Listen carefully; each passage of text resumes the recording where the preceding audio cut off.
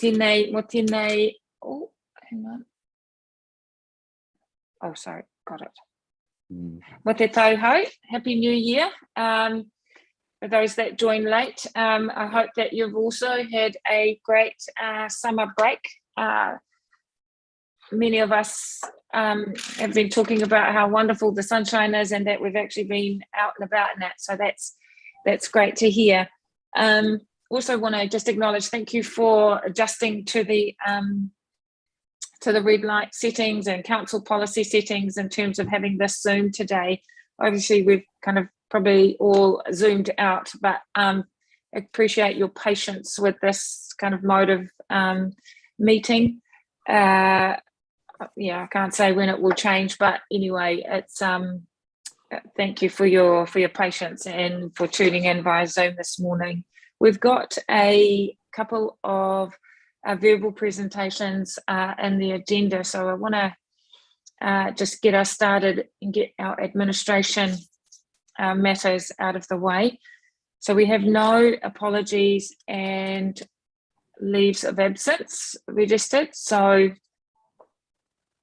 I will, if I could have somebody move and second that. Thanks, Gavin and Garth. All those in favour, raise your hand. Against, carried. Thank you. The agenda, confirmation of status of agenda. Agenda is there before you.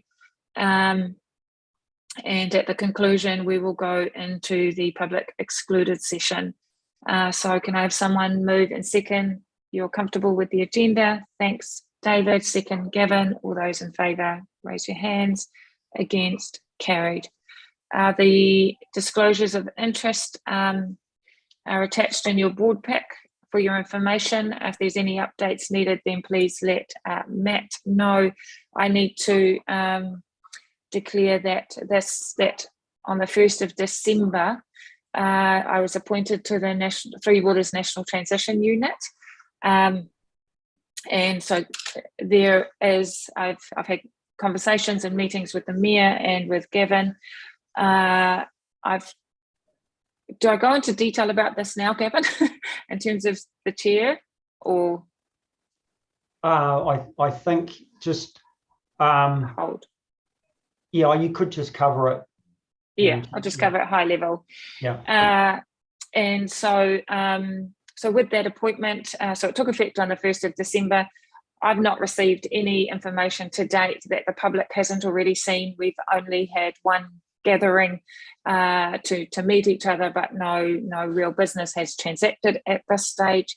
But nonetheless, I have made the decision in consultation with the Mayor to step down as the chair of the Water Governance Board to really give the council the independence that I believe it needs to engage in the reforms. I will stay on as a director, but not as a chair. So I just want to sort of declare that now, and we can discuss it later on if necessary. Is there anything I've missed there, Gavin? Probably just to cover that, the intention is that David will take up the role as chair. Yes, that's right, and that was also my recommendation. And it, as you can appreciate, David currently is the deputy chair. He has acted in the chair capacity at numerous times throughout our term, either where I've been conflicted or away. So I think we will be not losing anything. We are gaining by having David as the chair. So that is the intent, and the Mayor will come back with further information on that. Okay. So that's my declaration of interest, and there's certainly nothing in the agenda at this point that I see that there is a conflict with. David. Yep. Could I just declare an interest? I've just stepped into the role of interim CE for Horowhenua District Council, and the main thing to note there, to get it ahead in this meeting, but to note there are no conflicts of interest, particularly around Three Waters issues in terms of this agenda. So Matt, if you're there, if you can delete from my interest, interim CE of Central Economic Development Agency, and just add in interim CE Horowhenua District Council. That would be appreciated. Awesome, thanks, David. If there are no further interest to declare or to amend, can I have somebody move and second? Thank you, David. Second, Gavin. All those in favour, please raise your hands. Against, carried. Thank you. Turning to our minutes now of the 14th of December. Are there any additions or comments, corrections that directors wish to make to those minutes? No, I was fine. So can I then have someone move and second the minutes as a true and accurate record of that meeting? Thanks, Garth. Second, Gavin. All those in favour, please raise your hand. Against, carried. Thank you. We are rolling through it this morning. Action register, page 24. Okay, I'll just pull that up.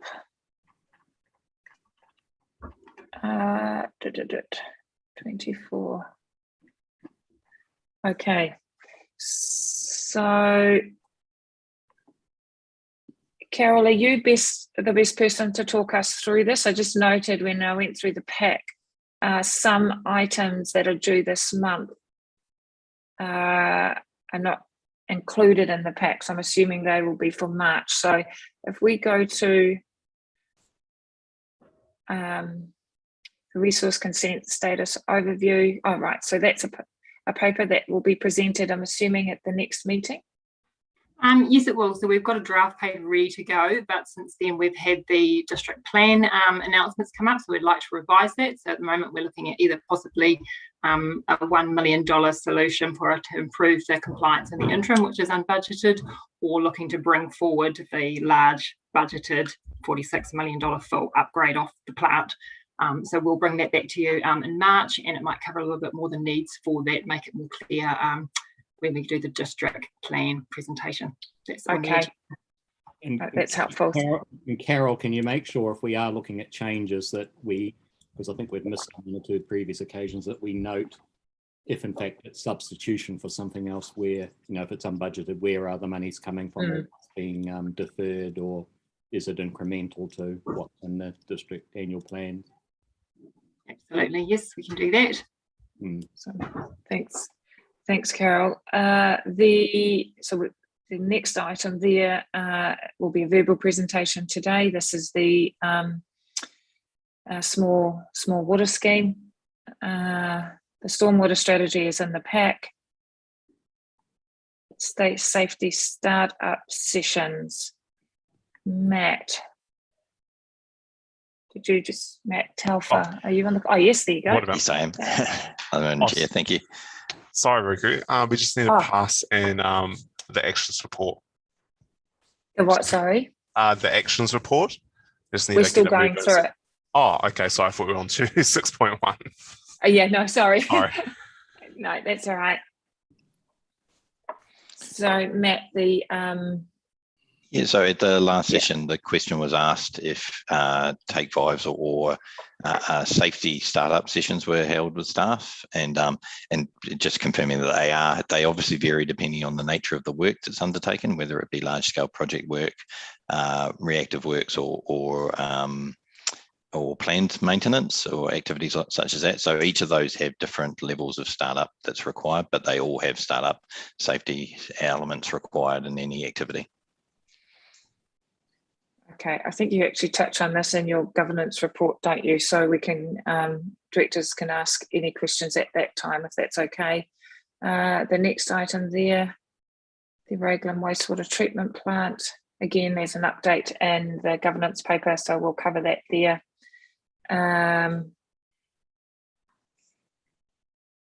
Including the suspended waste breaches. The backflow testing, that's also covered in your report.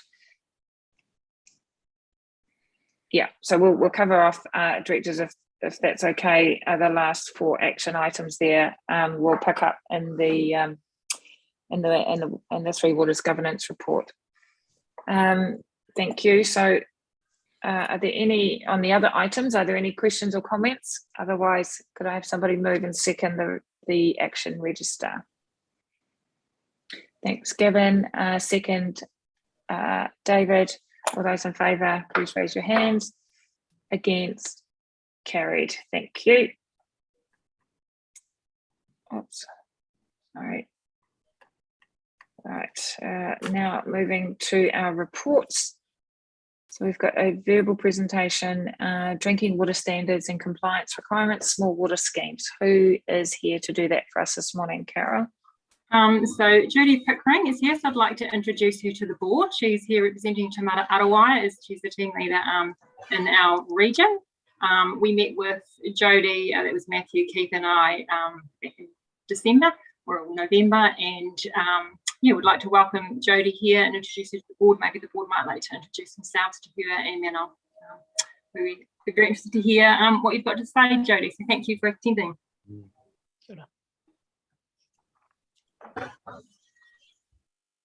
Well, Roku, you're on mute. Sorry, kia ora. Welcome, Jody. Nice to have you this morning.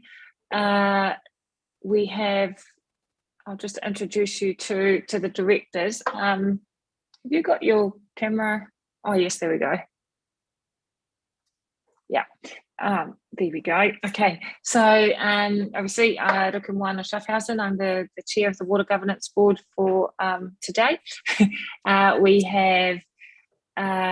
We've got David Wright, who's also a director of the Water Governance Board, Garth Gibley, who is also a director, Gavin Iron, who you all will already know, and we have Jackie Collier, who is our associate director. So thank you for being with us, and we'll hand the time to you. Kia ora, thank you very much for having me. So what I thought I would do is basically just give you a brief bit of background about myself. So I have come to Taumata Arawai from MB, but my background is all regulatory. I have approximately 6 months drinking water experience, but I have approximately 25 years of regulatory experience. So this is all new to me, and we're moving along at a rapid pace. So what I was hoping to do is share my screen and give you a PowerPoint presentation for Taumata Arawai update, and then speak to any questions that you might have. But I'd appreciate it if you could just leave the questions to the end. It would make it a bit easier for me. Now, can everybody see my screen? Yes, thank you. Okay. Can you see the big screen or the note screen? I just want to make sure. Big screen. Okay, so I'll kick off. Now, first of all, we always like to kick off with our whakatauki. Ko wai, ko au, ko tātou. Ko te wai ahau, ko ahau te wai. He whakatauranga tātou no te wai. Ko te ora ko te ora o te tangata. He taonga te wai me te aki, he wai tātou, he wai tātou. And that's fundamental to Taumata Arawai, and I mean it should be fundamental to everybody really, because if the water's good and the people are good, and that's what we want. Now, I also have a video, but I think I might. It's our CE Bill and our our chair Dame Karen Potasi, and also our Ropu Māori chair Tipa Mahuta. But experience has told me that this often doesn't work when I'm put on the spot. So it is available on YouTube if you want to take the time to go and have a look at it. And basically it's just giving the whakapapa and kaupapa of Taumata Arawai and how we came to be. So currently we're at the public consultation stage for our draft drinking water standards, quality assurance rules, drinking water aesthetic values, and our acceptable solutions, which are roof water supplies, spring and bore water supplies, and rural agricultural water supplies. And also we are asking for consultation on the water network environment performance measures. So that started on the 17th and it runs through to the 28th. We've sent out a big email campaign to folks in the industry, and also if you go onto our website, you can click the links to Te Puna Kōrero, which will enable you to make a submission if you'd like to. So the acceptable solutions provide drinking water suppliers with a ready-made option to meet their compliance obligations under our Act, Water Services Act 2021, and they apply to particular supply types in situations that may be useful for a number of suppliers, such as farms, marae, papakainga, schools and small communities. Excuse me. The acceptable solutions are consulting on the first three that have been developed in collaboration with the sector reference groups and various supply types across Aotearoa. So there may be more that we develop, depending on the feedback that we receive from these ones. And there's the link. As I say, if you didn't get it and you'd like to make a submission, if you didn't get an email from us and you'd like to make a submission, you can always contact me and I will be able to flick you through, or simply just go to our website. It'll be available there. So roadmaps, what we're doing. At the moment, 97% of district councils have registered in Hini Kōrako, which is our self-service online portal for the suppliers and laboratories. 30% of the councils. So first of all, we invite you into Hini Kōrako, and then we ask you to confirm your supplies. And 30% of councils have done that fully from the information that migrated over from the Ministry of Health. And we're aiming to have all councils confirm all their supplies by the end of February. But it's a big job, and there's a lot of information that needs to be confirmed and put into the system. And we're taking a phased approach. So once we've got the councils in, which we have, now we're going to move on to the next sort of tranche of suppliers, which is the medium, small suppliers. And there's a significant number of those that we're going to be dealing with over the next 3 to 4 months. And we're anticipating also that the drinking water quality assurance rules, and the standards, which sort of take out from the drinking water standards that are currently in place from the Ministry of Health, they're likely to come into effect by the 1st of July, all going well. So unregistered water suppliers. Now, unregistered water suppliers have plenty of time to register with us, up to 4 years from the 15th of November last year when we went live, and then a further 3 years on top of that to ensure that they have a compliance with either a drinking water safety plan that's lodged with us or an acceptable solution that's going to be acceptable for their particular supply. So there's plenty of time there, and we're aiming to work with all those communities to give them the right information and guidance on how to best comply for their situation. Planning and information. So water safety and planning is going to be a culture shift for councils, for small suppliers, for everybody really. And it's a continuous risk management approach. So drinking water safety plans will be reviewed by Taumata Aroai, but not approved, because we're taking the approach that you know your business, you identify what the risks are, and you tell us how you're going to deal with them. Registered water suppliers must update their drinking water safety plans to reflect the new requirements of the Act and have them submitted to us by November 2010. So it's basically a year after we've gone live, it's got to be in. And source water risk management plans are a new requirement. And we're going to have guidance out on our website on how that's going to be approached. Provisions and measures in the Act and the Resource Management Act and the National Policy Statement for Freshwater and the proposed changes to the National Environmental Statement of Drinking Water provide the framework to ensure that source water risks and hazards are identified and managed, and information on source water measures to manage those risks and hazards are regularly published by the regional councils. Excuse me.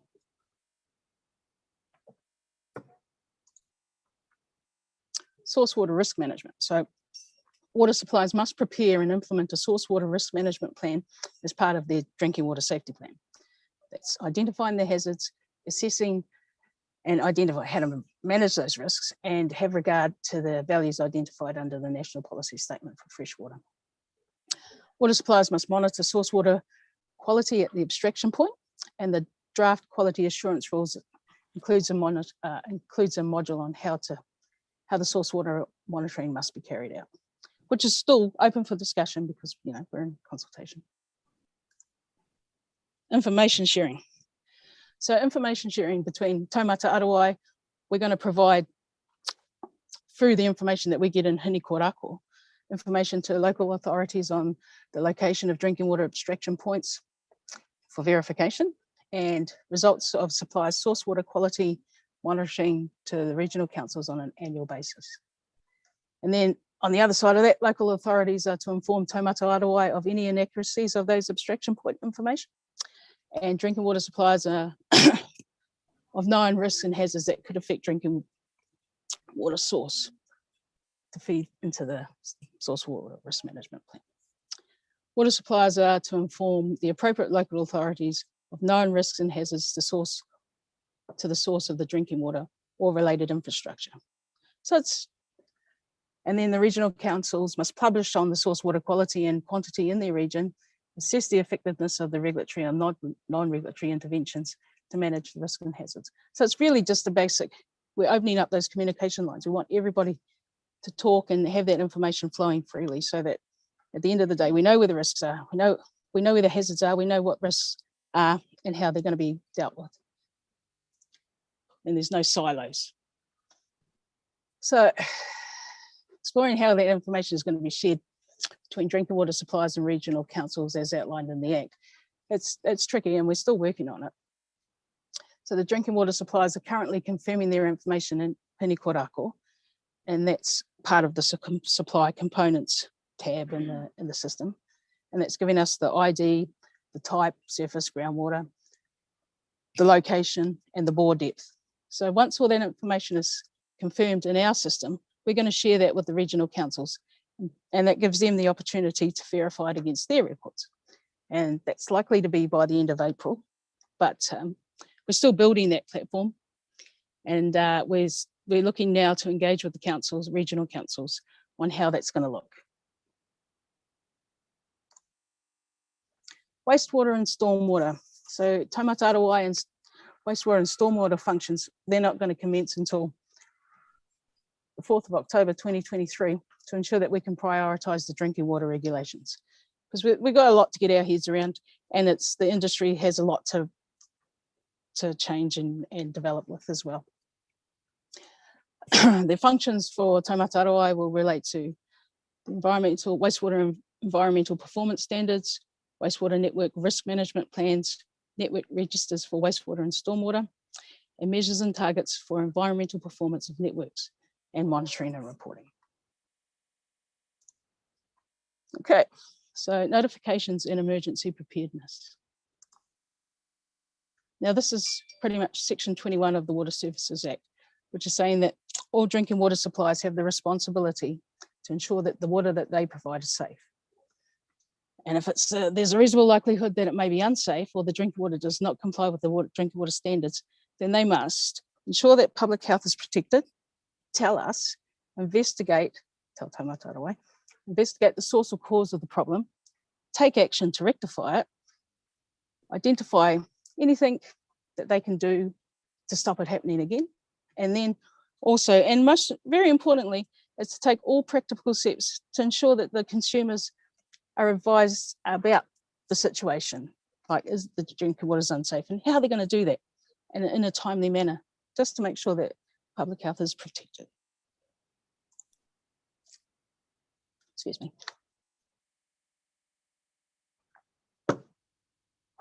So how do you notify us? Well, councils can do it if they've confirmed their suppliers in Hinikorako, through Hinikorako, or otherwise small suppliers, small registered suppliers can go onto our website, and we've got an online form, and you fill that form out and then it comes to us immediately once you've emailed it. Or if the matter is urgent and there's significant risk, then just call us, and we've got a 24/7 phone line, and that'll be answered. Once we get the notification, we assess the information that's in there, and we'll take the appropriate steps, reach out to the supplier, see what they're doing. Do we need to help in any way or advise? And we'll do so, depending on the situation. And then, just as a bit of information, on average, we've been receiving about, well, it can vary, but on average, it's 4 notifications a day, and a lot of the notifications are about E. coli in the water. Some may have exceedances, but it's mostly E. coli at this stage. Now, I think this is a bit where you guys are really interested. So, stopping supply of drinking water.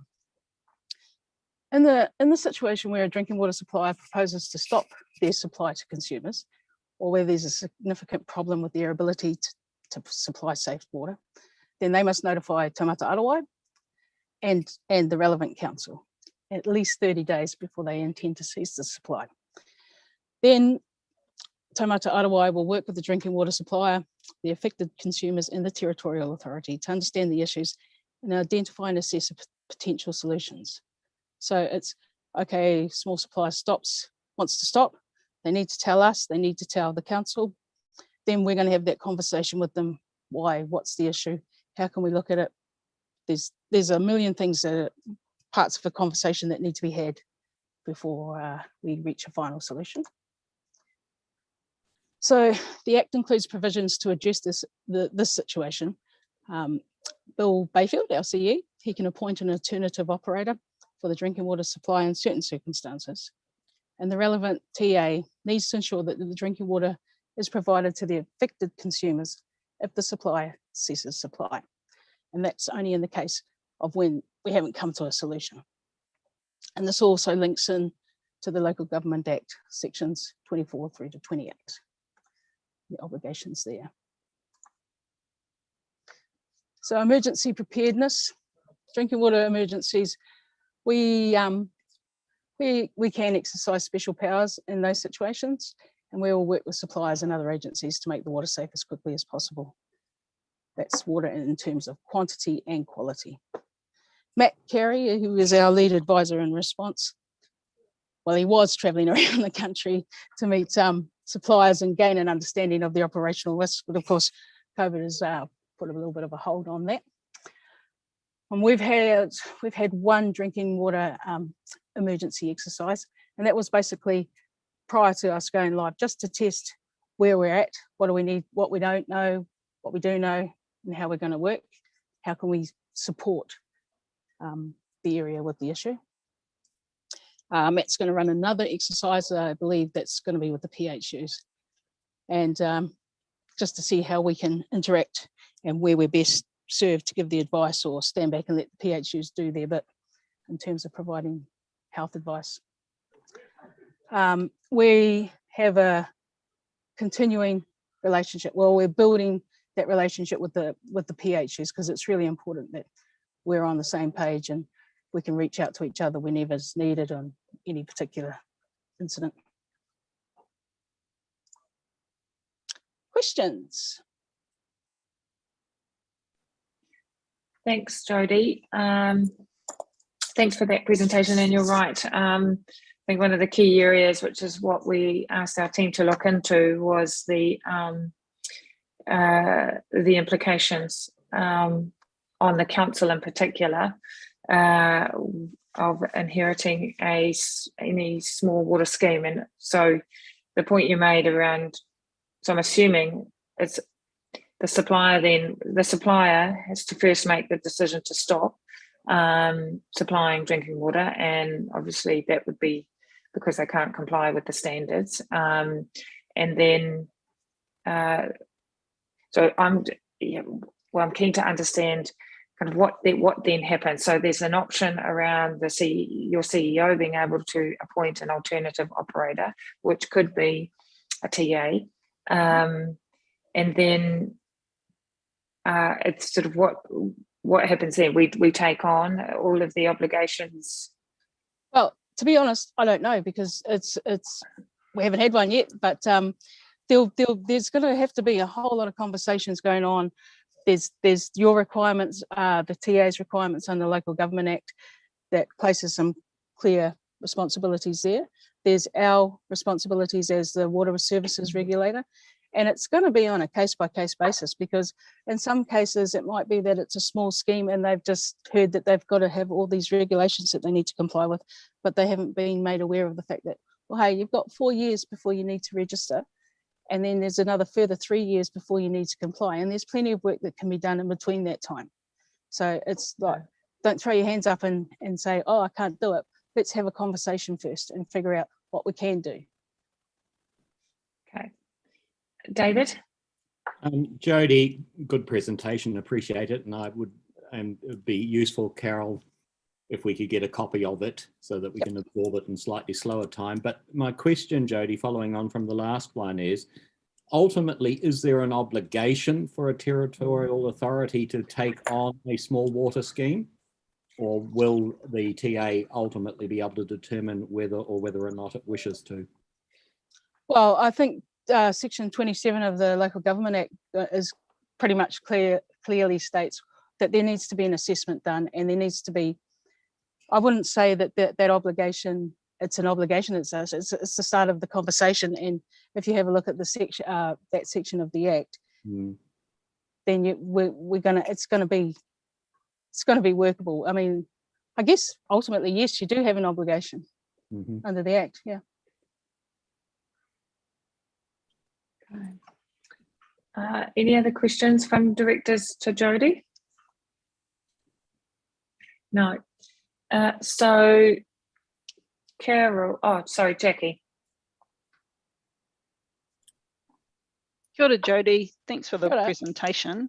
I was just wondering what approach Taumata Arawai are taking to, besides an email list, are taking to get feedback, particularly on those acceptable solutions from small water suppliers, private water suppliers over the coming month and a half?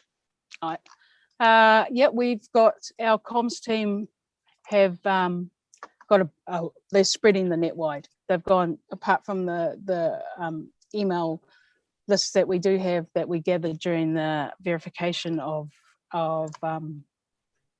supplies going into Hinikorako, we also have webinars through Water New Zealand. So, okay, that's probably only going to get the people who are in the industry. But there's also, I think on Thursday the 17th, we've got a webinar with Tipa Mahuta, Kaiti Te Amo, Ray, my boss, and Raukura Huata, who is our principal advisor Māori. And they're going to be talking about how this is going to have an impact on whānau, hapu and iwi Māori. So we're trying our best to cover as many sort of channels as we can through comms. So I couldn't give you the specific list, but I know that there's plenty. We're going out in lots of networks. Kia ora, Gavin or Carol, it would be good to, I guess, send those invites or links to our communities, even if they're getting it twice or 3 times, just to make sure that we're getting as best coverage as we can in the Waikato. And then my other question, you guys are probably working on it, is to implement those acceptable solutions. Will Taumata Arawai be providing more resources, acceptable suppliers, just to help people who aren't familiar with the sector, do contact the right people for good advice, rather than anyone who knocks on their door? Kia ora.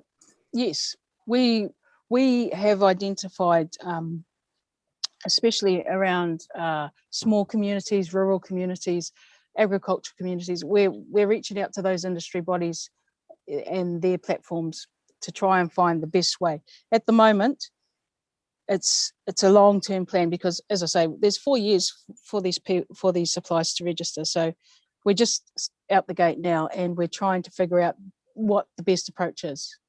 How do we best affect and give that information to people so that it's not daunting, and there's resources available in terms of financial assistance for registered marae at the moment, but that's still going through a process. And I think it's about 30 million that they had left over from a COVID fund that's going to be allocated out to those registered marae. And that's information that needs to be worked on and spread around so that people know. I'm not quite sure the details, the granular details of how we're going to go out to the communities and get the message across that we're here, there's some work to be done, and we're going to provide that guidance on how that work gets done. Okay. Hi, thanks, Jodie. Eugene, did you want to make any comment before we wrap it up? No. Okay. Well, thanks, Jodie, for your presentation. I think it's appreciate you're still in the consultation phase, and that drinking standards is the focus at the minute, and that there is still, it's quite a bit of work to do, I think, to give clarity to everybody who's caught by this, including ourselves. And so you can hear, I think, from us about kind of, particularly where a small water scheme stops, then what does that mean for us, and what is the support resourcing available to us as the TA? So appreciate a lot of that is still unclear at this stage, but obviously we'll be wanting greater clarity as we move through this. That would really be the key message back to Taumata Arawai at this time. Yes, absolutely. We understand that. It's just we get no. Okay. No, I appreciate the work that's been done. Thank you, and thank you for your time this morning. Thank you. Ka kite. Okay.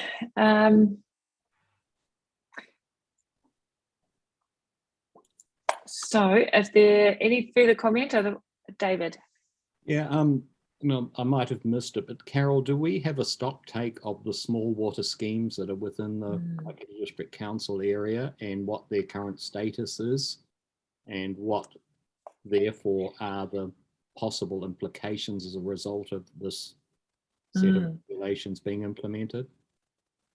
Unfortunately, we don't, David. We just expect there will be a large amount across a whole range of types of businesses and small groups, particularly there'll be a large amount of rural ones as well, where they're supplying multiple houses on large farms, as well as the maraes, halls, etc. Is that something that we just react to when we need to, or should we be starting to make some assessment of what's out there and what that mean for us? And in saying that, Carol, I'm not trying to a lot more new work, but it's kind of like a blank check. We really don't know, do we? No, we're running a bit blind, so we probably do need to get our feelers out there and start to collect that information through whatever avenues we can, where people are willing to provide us that information to get a feel for it. So we can take it as an action to maybe just slowly keep building that up over time and look for any opportunities to find that information out. I think discovering them all will be quite challenging, but we can certainly start to build a register as we find out information and actively seek it. Yeah, I'd support that, Jackie. Carol. So if we could do a couple of actions there, picking up on Jackie's comment around sending the link to those webinars. I think that's probably the first point, so that our community groups are aware of what's happening, if you haven't already done that. And I do support this kind of compiling this register or doing this sort of high level assessment. I would hate to see all of a sudden then the council is required by Taumata Arawai to take on board all these schemes, even for a short period of time, and we're not ready for it. So, or we haven't assessed the impact or the risk of what it could mean. So I think that if we could start pulling together that register, as you suggested, Carol, I think that will prove very valuable. The follow-up question I had is, and I'm still unclear in my mind, am I hearing that if a operator of a small water scheme says, I want out of it, they can hand it across to the council, and basically there is an obligation under the Act for us to inherit and take it on and be responsible for it? I think that's, so what I heard is, so they're going to work with the supplier over that 4 years to try and get them compliant. What I heard is and then we are one of the options. I can't imagine where else they would go, but I would say that the council would be the preferred operator from Taumata Arawai's perspective. And she didn't. I heard there's an obligation to provide drinking water. Under the Local Government Act, but not that necessarily means taking over the operation of an existing supply. No, it would be good to understand what that means, though, what those obligations are. I think that's what I'm driving at. I just kind of would like to understand a bit more, Carol, what's the implications of this to us? Because Jackie's right, we might not need to absorb the existing scheme, but we may well have to provide an alternative. Safe. Doesn't it also come down to who the authority is? So if the board is set up with the new entities, then those entities pick it up, not the council, because they're talking about a 4-year period. Well, I would have thought that things would have been pretty set up by then. I don't know. But ultimately, Garth, it's the ratepayer that ultimately is going to pay the cost. I totally agree. It's just who's accountable, which entity's accountable. I'm not sure it'll be the council. Or if the three water entity changes, so it'll be the new water entity, which kind of, it's kind of, it'd be interesting to see how it progresses, really. But they bought 4 years of time before anything really happened. So I don't think that necessarily the council will have the obligation. But the councils have the obligation to find out where these supplies are right now. But potentially someone could elect not wait the 4 years. Someone could commence that process right now. Yeah, but then that's still a discretion as to then what happens. Anyway, I think we need to understand it all a bit better. I agree. So, Carol, you're comfortable with those action points? Okay, it comes to our community where those suppliers are, and then we'll just watch with interest where this goes. I think that's a good point, Garth, around does this ultimately default to one of the water entities? But in any case, we need to understand what's happening in our district. So the resolution is to receive the presentation from Taumata Arawai on drinking water standards and compliance requirements. Gavin moves. Have somebody second. Thanks, David. All those in favour, please raise your hands. Against? Carried. Thank you. Right, we are now on to the verbal presentation, proposed district plan. So we've got Carolyn here from Council. She's a principal planner. Carolyn did a great presentation to staff just recently on the proposed district plan, and we've asked her to share some of the information with the board. So I'll hand you over to Carolyn. Thank you very much. Morena, everyone. As Carol has said, I am Carolyn Rett, and I've been assisting Council with the proposed district plan for the last 7 years. It's been quite a long journey, and then assisting the panel through their decision making and the decision that went out on the 17th of January. So it's very new, it's very fresh, and what I was doing with this presentation, and I hope that I've touched on the right points for you, but what I've done is kind of pulled together the big ticket items, what I think is quite interesting or different about the decision, go into some of the zones, both what the zones do as well as where they're located. And I've just put together some maps, and I don't know if it's too much information, so just let me know if it is, but the zoning pattern of our main towns, just to see what was in the operative plan and what's in this decision and some of those key changes. I've also done a couple of sections on enabling infrastructure and what the decision does in terms of when infrastructure is going to be, big scale stuff as well as small scale stuff is going to be implemented. And also, as you'll see, there's quite an emphasis, and not surprising given the national policy statement on urban development, around integrating land use and infrastructure and how the decision actually does that. So if that's okay with you, I will share my screen and work through the PowerPoint. And please, if at any stage it's too much information, not enough, just let me know and we can modify it.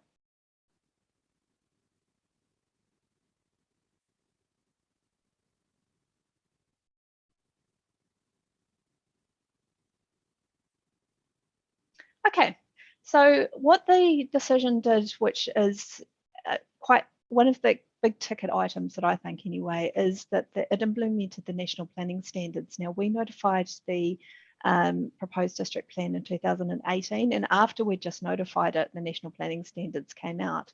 And helpfully there were some submissions which sought to implement the national planning standards, even though at that stage they actually didn't quite know what that would look like. So the panel made a decision to do that, to basically save council money and do it all in this one process. But it was challenging because it has resulted in a completely different structure. Definitions, so the definitions that were notified, a lot of them have had to go and be replaced by national planning standards, and that has required some consequential amendments as well. The zone names have all changed to be national planning standards. The map colours and the symbology in the planning maps, the designations, the level of information and the way that they are annotated, I guess is the best word, that has changed. And also the national planning standards required us to delete the parking requirements. Actually, that one didn't come out of the national planning standards, that came out of the national policy statement. But the panel made a decision to implement all of these. So another big shift is that the decision has some very crunchy, very succinct strategic directions. From memory, there's about 13 of those. And what I find quite interesting is the panel made the decision that these provide the overarching direction for the district plan, and that these have primacy over the objectives and policies in the other chapters of the plan.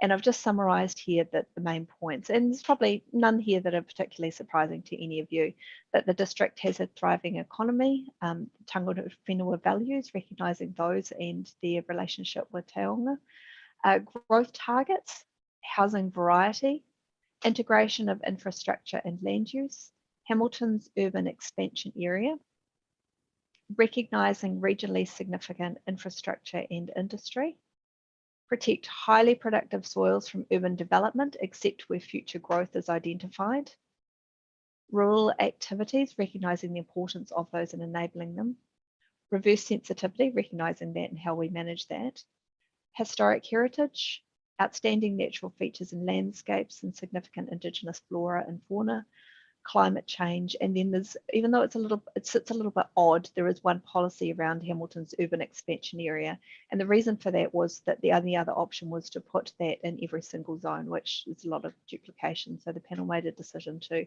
kind of put it in one central location, and we're obliged to have an urban form and development chapter as well, and there's one lone objective in that. So you'll notice that the zone names are wildly different from what was notified, and the colours on the right is not that I'm colourblind, but these are actually the prescribed colours of the national planning standards. And so the reason, oops, goodness me, that was exciting.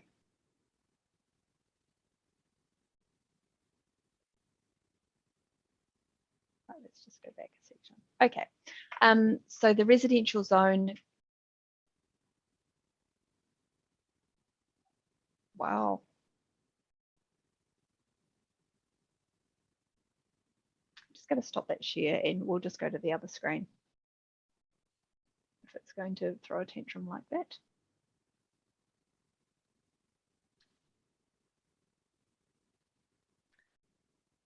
Okay, so the residential zone goes across to general residential zone. The village zone has been split into large lot residential zone, settlement zone, and you can see that how the zones that were notified have translated to the new national planning standards colour and name. And you'll also know that the abbreviations are all standardized as well, you know, with SETZ for settlement zone, for instance.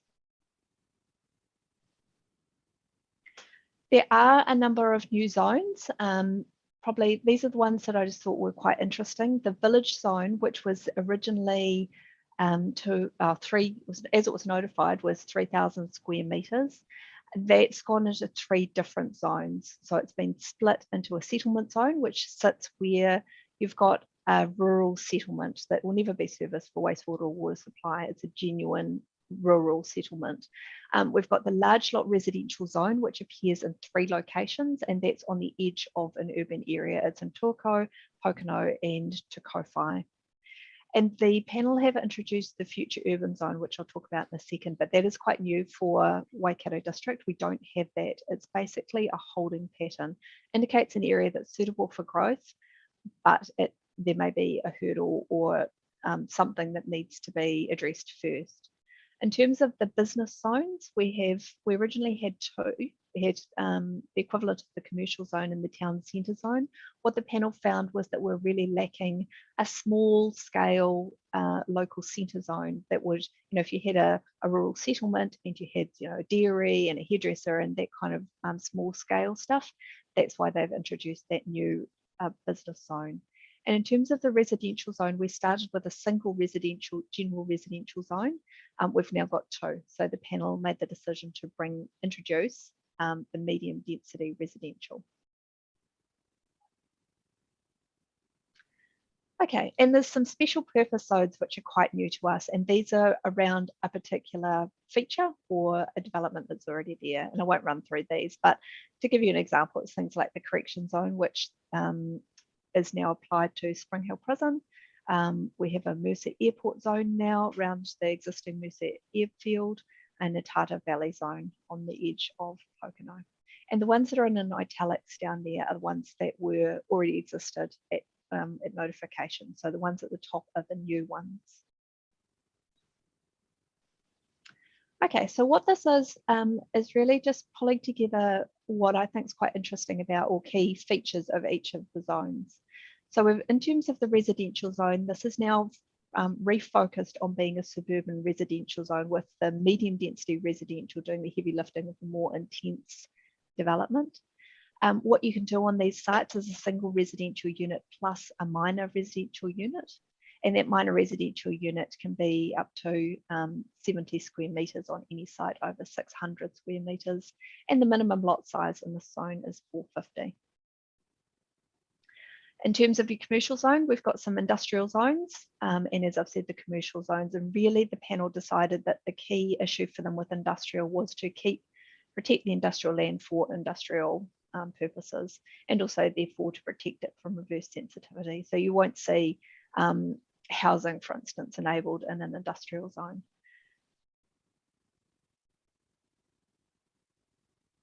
So the future urban zone, as I've said, this indicates areas that are suitable for urban development once either constraints or timing is resolved. For instance, at Te Kowhai, it was around the servicing for primarily wastewater, but also water supply. Other areas, it might be for, there's quite a reasonable chunk in Ohiniwai, and that's because that future urban zone might be something else. We don't know at this stage whether it's going to be residential, it might be commercial, it might be industrial. It depends on how Ohiniwai develops as to what the future of that future urban zone is. In terms of what that people can do with that zone, it's if they have land that's zoned future urban now, it's basically similar to the rural zone. It is a holding pattern. They can carve off an existing house, but that's only to enable consolidation into big land holdings, because to do holistic, comprehensive development, it's a lot easier with a big chunk than a whole lot of small chunks.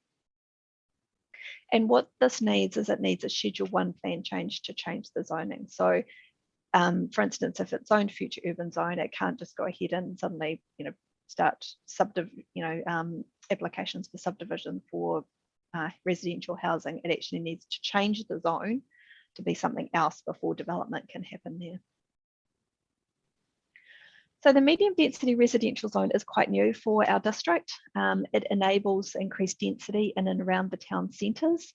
3 residential units per site as a permitted activity, 11 metres maximum height. There are minimum unit sizes, so it's really rules that are recognise that it's going to be a different product. It's going to be more intensive residential, more building coverage than the general residential zone, and more impervious surface than the residential zone. Unfortunately, the Act around housing intensification came as the panel were finalising the decision, and it didn't give them, there was really no opportunity to be able to look at whether they could achieve it. I mean, this obviously is a mechanism and it probably aligns fairly well, but our strategic team in council is looking at that right now to see what the alignment is and whether we need to, what future steps we need to take, if any. So in terms of the larger lot zones, you've got the rural lifestyle zone, which is 5,000, and the settlement zone, which the panel have brought that back to 2,500. So those ones are intended to be rural in character, even though they, big houses and big sites.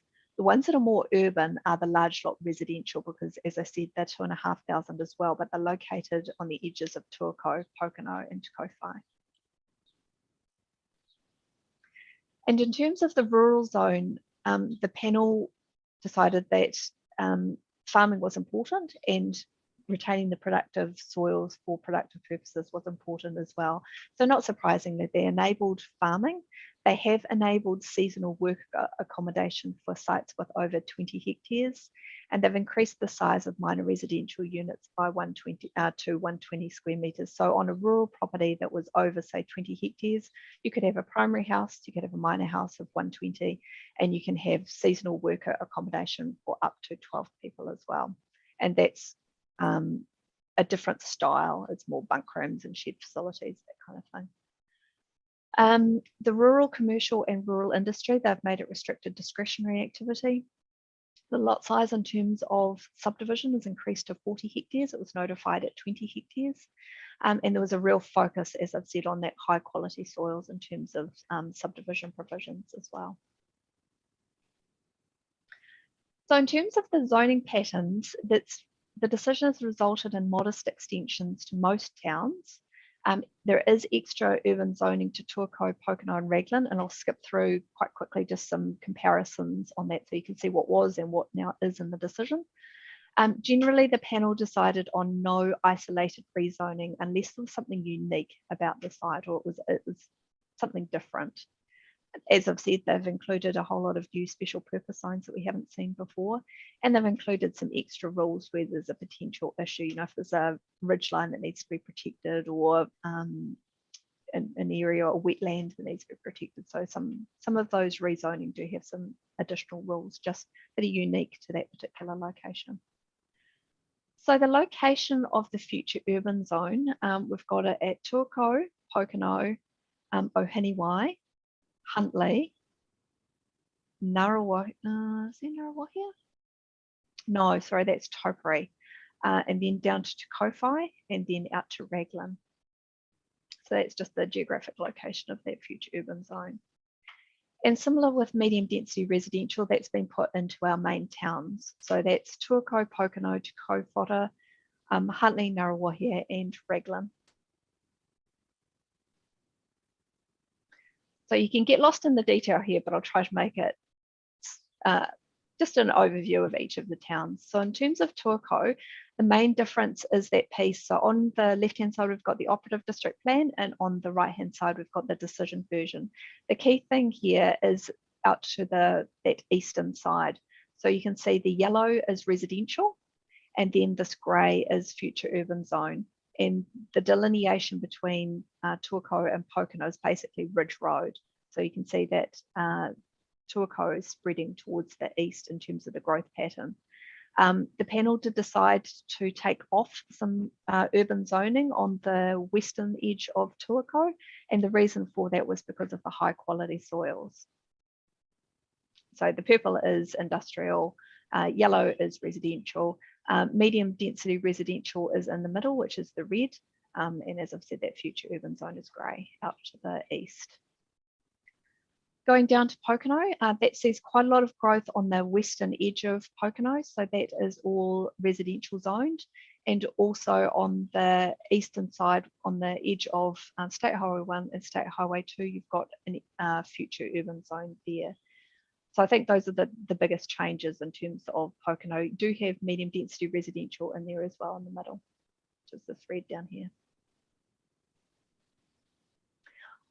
There is, I should have said in Pokeno, there is a slight, you've got Tata Valley development, which is the resort on the western edge of Pokeno, and Havelock Village, which is more of a lifestyle development on that western edge as well, southwest. To Kōwhara, not a heck of a lot of changes in the sort of zoning pattern here. Probably the biggest change is medium density residential in the middle. Huntley and Ohiniwai. Biggest changes here is, well, obviously we've got the Sleepyhead development of Ohiniwai that's getting pretty close to going through the environment report and being, those appeals being settled, which is great. And there's an extra piece of future urban zone to the south of that development. Over here, we've got this grey here is Kamihia Lakes, and then you've got a future urban zone over here, which is around Lake Putarini. But in the overall pattern, not a lot of change there. Medium density residential in the middle as well, small amount. Topri, that's quite a big change here. So what you can see is this yellow here on the right, that is residential zone, so that's live zoned, and this grey here is future urban zone. The other thing of note is the development at Hopu Hopu that has its own special zone.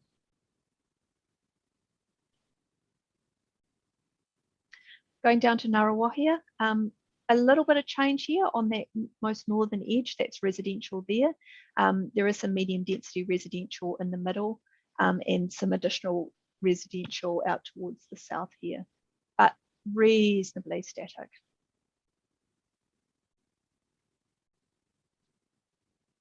To Kōwhai, the biggest shift here is the bespoke Te Kōwhai Air Park zone, but also some quite large chunks of future urban zone on the south side here.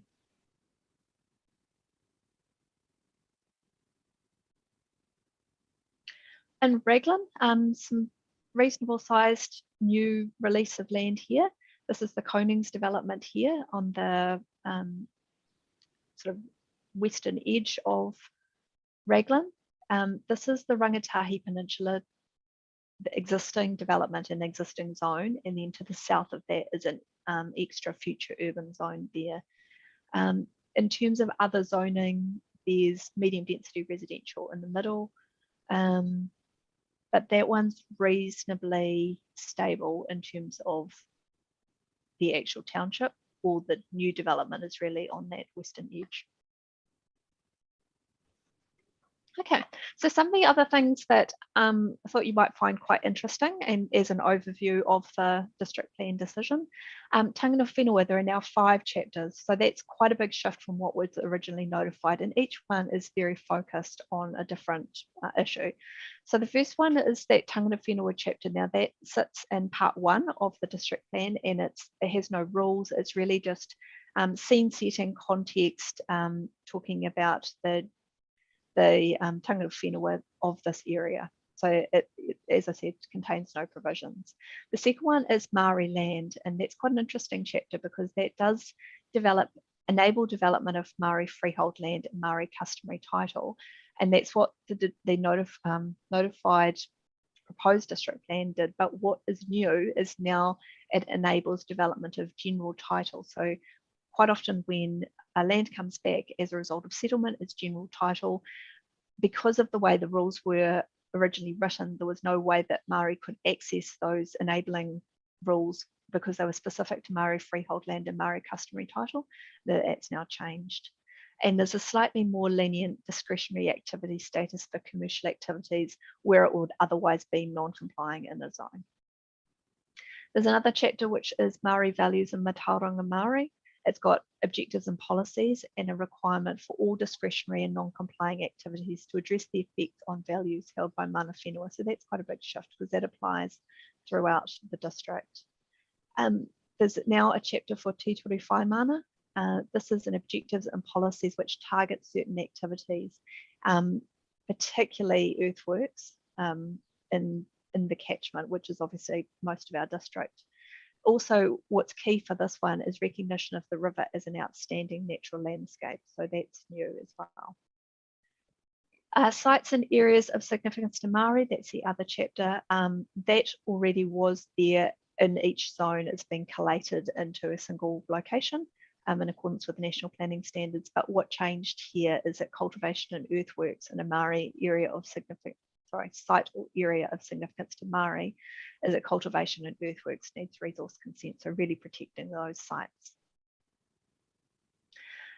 Natural hazards, there was a modest change to the notified version. So what was notified was river flooding, coastal flooding, Huntley subsidence, liquefaction, which applied to just across the district, and I think it was fire, and then there was climate change as well.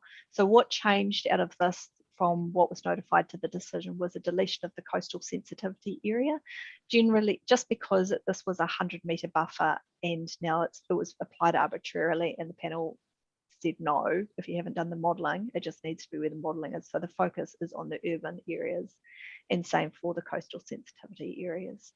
The extent of the Huntley subsidence has been pulled back to match what was in the operative district plan. Okay, in terms of significant natural areas, these are areas of Indigenous vegetation or if that's key flora or fauna. So what the panel have decided is to take the significant natural areas off the maps, but retaining the mapping for areas which have either been verified, as in there's a site visit that's been out there with an ecologist to say, yes, it's worthy of being identified, either have a covenant or are publicly owned, like Department of Conservation land. However, the panel have balanced this up with rules which restrict the clearance of Indigenous vegetation outside a significant natural area. There are earthworks rules which are new to manage kauri dieback, and enabling the clearance of kānuka and mānuka to enable pasture. And what they've also done is deleted the incentive lot subdivision. So if you had in significant natural areas, you got extra bonus, if you like, subdivision rights, but the panel have taken that off. And their reasoning is in their decision, but it's basically because they felt that there were other mechanisms which achieved that, because there's, you might recall, there's a national environmental standard for fresh water, and that requires replanting, retirement of waterways anyway. So they said, well, you need to do it. So there's no point in having an incentive lot. That was their reasoning, and it's set out in their decision. In terms of landscapes, the significant amenity landscape were the second tier landscapes. The panel decided to just focus on those that are outstanding. There are new outstanding natural features, and those are generally geologic formations like volcanoes or craters or tuff rings, things like that. And as I've said, identification of the Waikato River as an outstanding natural landscape is a big shift as well. Some other interesting things in terms of the hazardous substances, the provisions are very much focused on the significant hazardous substance facilities rather than just everyday use of chemicals, you know, in a farming or residential context. And you'll see that there are no provisions on genetically modified organisms in the plan.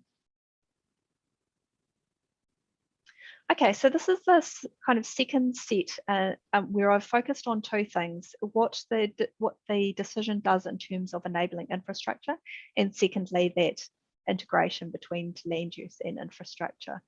So infrastructure is recognised in several different places. So I think primarily is that strategic direction 07, which is to recognise the importance of regionally significant infrastructure.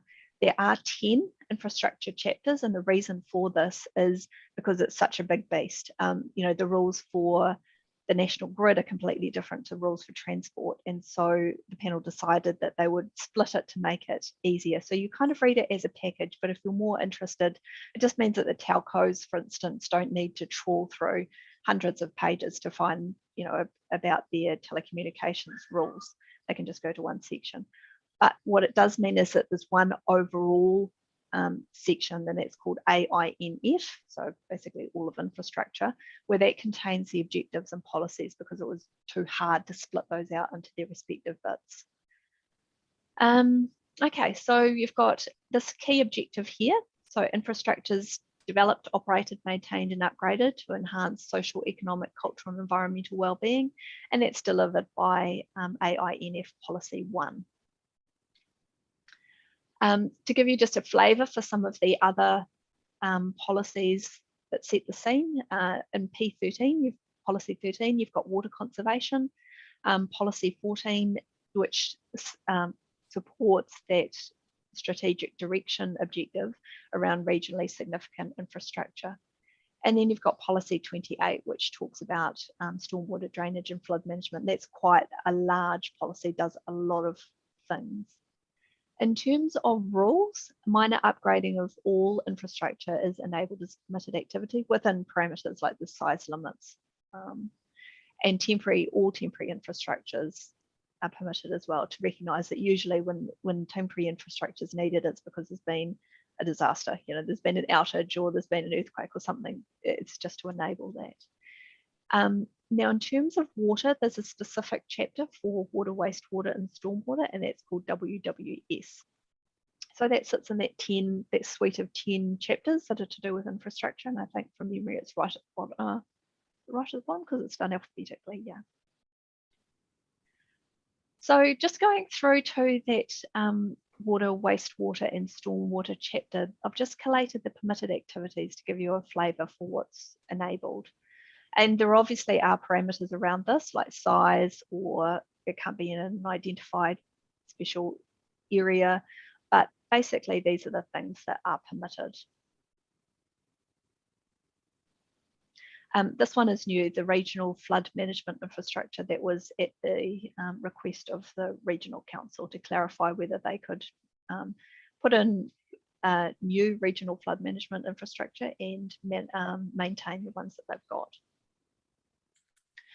But resource consent is required, not surprisingly, for the larger things, things like stormwater ponds and wetlands that serve more than one site, outfall structures in an identified area. Now, an identified area is like those Section 6 matters. It's things like if it was in a significant natural area or an outstanding natural landscape, things like that. New capital works relating to regional flood management. So it's the bigger stuff, not the small.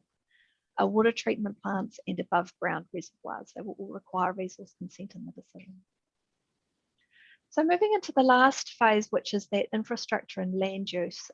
So how does the decision do that? There, as I've said in that strategic directions chapter, there are growth targets.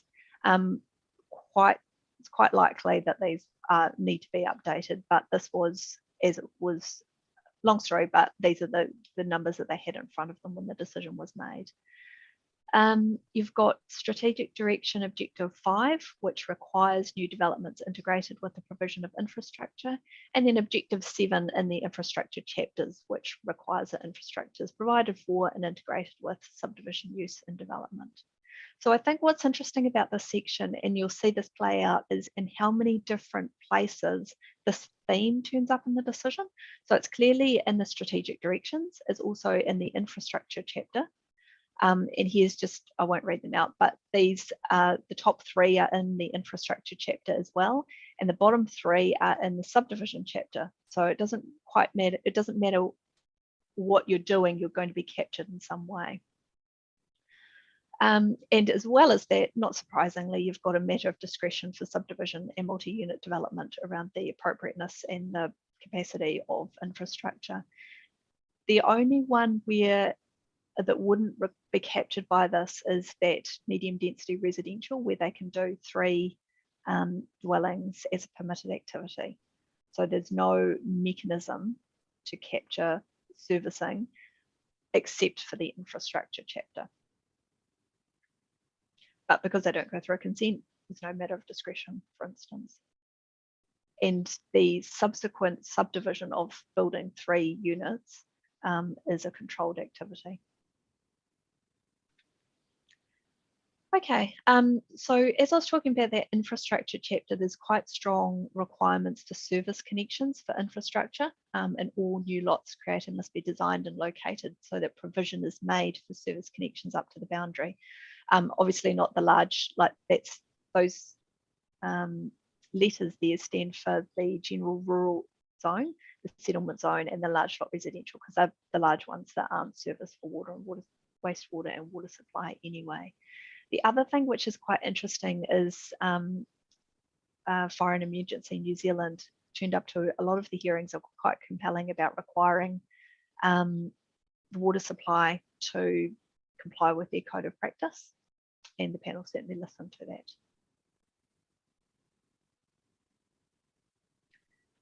Okay, so these next 3 slides sit in the infrastructure chapters, and they are water supply servicing for new development or subdivision. Now it's interesting, the use of the words there, new development, which means it's not just subdivision, it would be those additional units. And then they've got some requirements there. And if they can't meet these requirements, then you are looking at a restricted discretionary activity.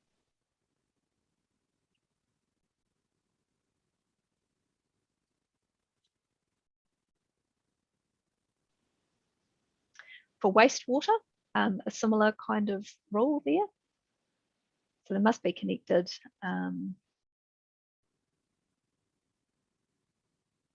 And there is an exclusion for that one, obviously, for those large lots where it's managed on site. Otherwise, if it's an urban zone and they didn't comply with this, then you'd be restricted discretionary activity and into a consent situation.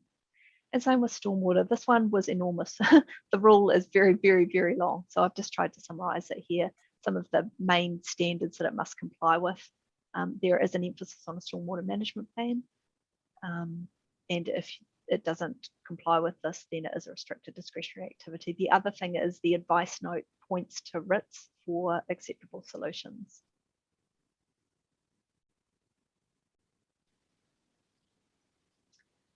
And that's it. I'm happy to take any questions. It was a bit of a whirlwind tour of our decision, but hopefully it just shows you the main points. Well, firstly, Caroline, can I just say well done and distilling that decision into a comprehensive summary. I found it super useful. So thank you for doing that and for drawing out some of those key chapters relating to the work that we do. I think what is clear is that the increased demand on water infrastructure, in particular, obligations surrounding that are here to stay, and so we need to get our heads around that. Coming back to our earlier discussion around our water consent strategy, have we got that right in the context of the district plan? I think that's something we need to look at, but really appreciate you taking the time to put that presentation together for us this morning. No problem. Directors, any comments from you or questions to Carolyn? Jackie. Kia ora, Carolyn. Just echo Ruku's sentiments there. Thank you for the presentation and congratulations to Waikato District Council and the panel members for the decision. Just a couple of questions in relation to, I guess, general res zone, permitted activities, and what triggers council may have in terms of connections to our networks when we're talking about such a significant change in the level of, the density that's being proposed and what the systems have been designed for. What mechanisms are there for council to manage those?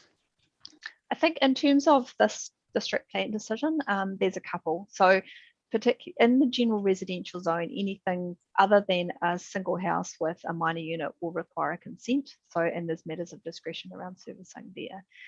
The other net, if you like, to capture them is in that infrastructure chapter where it's got those very strong requirements that in order to be permitted for wastewater, water supply and stormwater, you need to comply with those standards. And if you don't, you're into a consent through that. So I think the way the panel have crafted this decision is there's triggers in different places, and obviously there's the subdivision too. If you're doing a subdivision, there's the trigger, there's a matter of discretion, there's very strong policies around it being serviced. In terms of the funding, that's definitely outside the district plan, although there is obviously some those things need to talk to each other.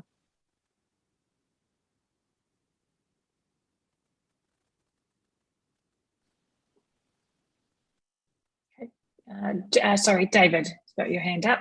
Yeah, no, Carolyn, equally, thank you for a very, very comprehensive, great presentation. Hey, and I might have missed it, under the permitted activities, wastewater discharge to land, is that permitted? Only in those large lots, so in your general rural zone, your settlement zone, and large lot residential. Yeah, so those are all the ones that are at least 2,500. Those are the only ones that are permitted. Okay, no, thank you for that. And following on from that, with these changes to the district plan, is there something that summarises the implications, particularly the adverse implications to Three Waters? Not yet. I mean, it's very new. We've only had it out 2 weeks now, so we're still digesting it ourselves. But yeah, I think it needs to be, what I see as a piece of work is pulling together the growth and saying, well, this is the extra numbers that this decision could produce, and these are the locations, and then what does that mean in terms of servicing? Yeah, I think it might be useful over the course of time just to get a short paper that just at least gives us the highlight implications that we need to start thinking about in terms of Three Waters. Just a comment of that, if I may. Hi, everyone. I'm Jim Ebenholm, the Planning and Policy Manager working with Carolyn. Just a note that the appeals will close on the 22nd of March, and through the appeals, we'll get a sense of what any concerns are from the various stakeholders and residents, submitters, et cetera. And so in addition to doing our own analysis of where things have landed and what maybe as a council, what our residual concerns might be that we might want to address, of course, we'll have the opportunity through some appeals anyway to try and work through some issues that others may raise. And then of course, there's always the opportunity for future plan changes, variations, et cetera, if council wants to do something slightly different. Okay. Thanks, Jim. Any other questions, comments from directors? Garth. Thanks, Roku, and look, great presentation, thank you. And because we're very interested from a services perspective for electricity, just wondering a little bit about wet industry, especially in the industrial areas. So I think Jackie, serve me if I'm wrong here, but I think like what Hamilton City Council got a sort of limitation on how much wet industry it would accommodate. And I mean, that's something which is also considered when we rezone areas in the Waikato district. Interestingly enough, and maybe it's not surprising, but most of the requests for rezoning were around urban. So from rural to urban or urban to country living or something like that. We actually got very few rezonings to do with either commercial or industrial. And so pretty much what was notified as industrial in the proposed district plan has remained. In terms of the rules, it makes the decision doesn't make any distinction between a wet industry or a dry one. It just talks about industrial activities in those 2 industrial zones. Okay, thank you. Okay. Well, if there's nothing further, we note the action there, notwithstanding the appeal process, that timeframe closes, I think you said, Jim, around March. Getting a paper to this board that helps us understand the implications of these proposed changes to and its implications on Three Waters would be hugely helpful at some point. Is that okay? Whoever wants to do that. Obviously give you some time. As you said, Carolyn, it's only been 2 weeks since the decision was released. So again, just really appreciate the level of detail you've been able to provide us. And as you can hear, it's really given us a sense of where we're starting to think about how it might impact on what we're doing for the Water Governance Board. So thank you both. I'll put the resolution to receive the presentation on the proposed district plan. Move David. If somebody second, thanks Gavin. All those in favour, please raise your hands. Against, carried. Awesome. Thank you. Thank you both.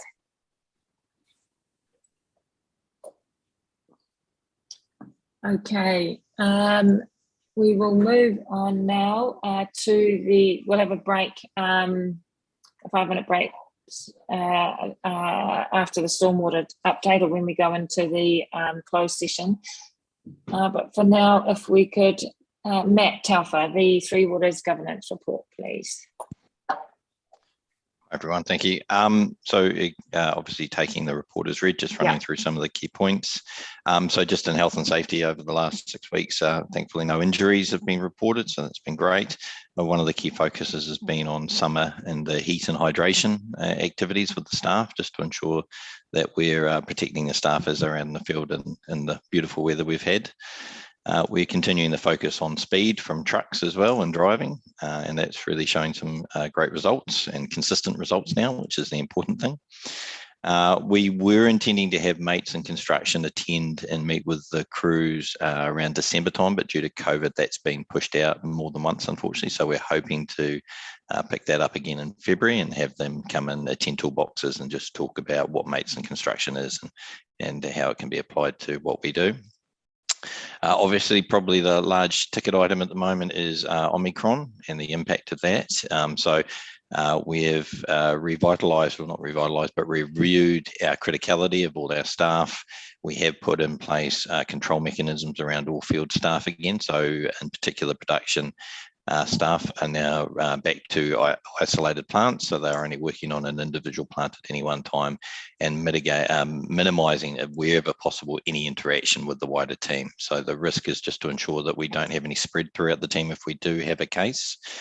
Very similar for the field teams, where we've now broken them into three different distinct groups, so north, central and south, just so that if we do have any cases within those groups, because unfortunately sometimes you just do need multiple people attending a reactive works, so you can't keep them completely separated. We can reduce the spread of of Omicron if possible. On top of that, we're obviously working with Auckland as well, just around any other criticality and any kind of support that we may need if we do lose staff. And they're obviously doing exactly the same activities for themselves, to the point that one of the activities we had for Tika Whara, where we were going to be taking the community up to Mangere, unfortunately has had to be delayed because all plants are now not accessible to anybody unless they're there for production needs or any work needs. So all non-essential visits have been cancelled. Moving on, we're also looking to have the abatement notice for Mary Mary lifted. So the application to WRC is being put in now. So that's going to be a really great news story to have that gone. We're obviously already working off the new consent for the plant, and the plant is working really well. Obviously, the usual teething issues as the team get used to operating in a new, quite complex plant, but that's going quite well at the moment. With the reservoirs, some of the updates on the reservoirs we've now completed. I know in the report it says we're almost, but we've now completed all the barrier installations on all the reservoirs, so that's a good news story. Obviously, it was a bit of a shaky start with the incident we had with them, but thankfully, obviously no further events have occurred there. We're also continuing with the steel tank works around having the cathodic protection installed, and the maintenance for the other reservoirs are being scheduled. Some of the reservoirs to take offline are quite complex, and so we're having to work that through, especially as the period they'll be offline is quite extended. So we won't be able to do that until the demand decreases later in the year, but we're putting in place the plans now and the methodology, so we know how we're going to go about that. We're also working with Watercare Auckland around the installation of a wastewater meter at the Pukekohe plant. That's also a very complex shutdown to the Tuakau Pocono area. So we're working through that methodology at the moment to understand how that can be done to mitigate any issues or risks that could come from that. We've the new water restriction approach is also methodology has been agreed and put in place for WDC, and I think it's going very well. At the moment, we have regular meetings and we review the water demand on a daily basis with a 3-day rolling average. What that's meant to date is we haven't breached the limitations to trigger restrictions. Now that doesn't mean it will continue that way for the rest of the summer, but I'm comfortable that it's actually put in more of a proactive approach towards restrictions rather than just simply assuming that we will get into restriction needs, and that's managed on a catchment by catchment basis. So that's going very well. The performance results for the last 2 months. So in November, all performance results were achieved. Unfortunately, in December, 3 results were not achieved, partly due to the fact that we had so few jobs. So we actually, because we worked to a median report, we only had 2 jobs, one of which was achieved and one of which wasn't due to its complexity. So a bit disappointing, but obviously for the year to date, we're achieving all performance measures. The DIA projects are progressing well. We had a visit from DIA last week and with John Mackey, and that went very well, I think. He went out to the Ngaruawahia site to have a look at the bridge and to see the scaffolding that we've now got up to enable the pipe replacement for the pipe bridge, and the work on the rest of the rising main replacement is still progressing well as well. We are looking to finish the demolition of the Hopu Hopu water treatment plant. So that's due to start today and will be finished around the 15th of February. So that's all the community have been notified, including all the community have been notified of that and any impacts, and we haven't had any concerns raised, which has been good. So overall, a busy time, obviously, with the holidays, etc. The production team has had to work quite hard with some staff reductions that we've staff limitations that we had over the Christmas period, but they performed very well and managed to ensure we didn't have any issues through that time. Happy to take any questions. Thanks, Matt. Any questions of Matt on his report? Yes, Eugene? Yeah, thank you, Madam Chair. Sorry, couldn't find my hand fast enough. This is probably a question to which I have raised before, but probably for Gavin and maybe Roger, is that around our stormwater is really really enforcing the relationships between our development engineers and Watercare around the fact of we go through a number of stages now. Instead of hard piping some of our stormwater, we're doing swales in some of the new areas, which look very, very nice. But after a short time, if there's not a maintenance factor put in there, they become very untidy, and actually all of the hard work that everybody's trying to do, the standards and the visual standards of those areas really detract to quite a not very nice looking area. So I think some of that stormwater, and I think around Rangitahi Peninsula as well, with some of those new stormwater systems there, we were caught out on maintenance costs going forward. So I just wanted to highlight that. And sometimes those swales can look very nice, but if they're not maintained, they can look very, very ugly really quick, and it really detracts away from a nice little environment that we're trying to achieve. So just really working on that and how we can manage that, because sometimes maybe hard piping is the better way in the long term if we can't maintain our above ground facilities. Thanks. Thanks, Councillor Patterson. Who wants to have a go at that? Is that you, Keith, Gavin, Matt?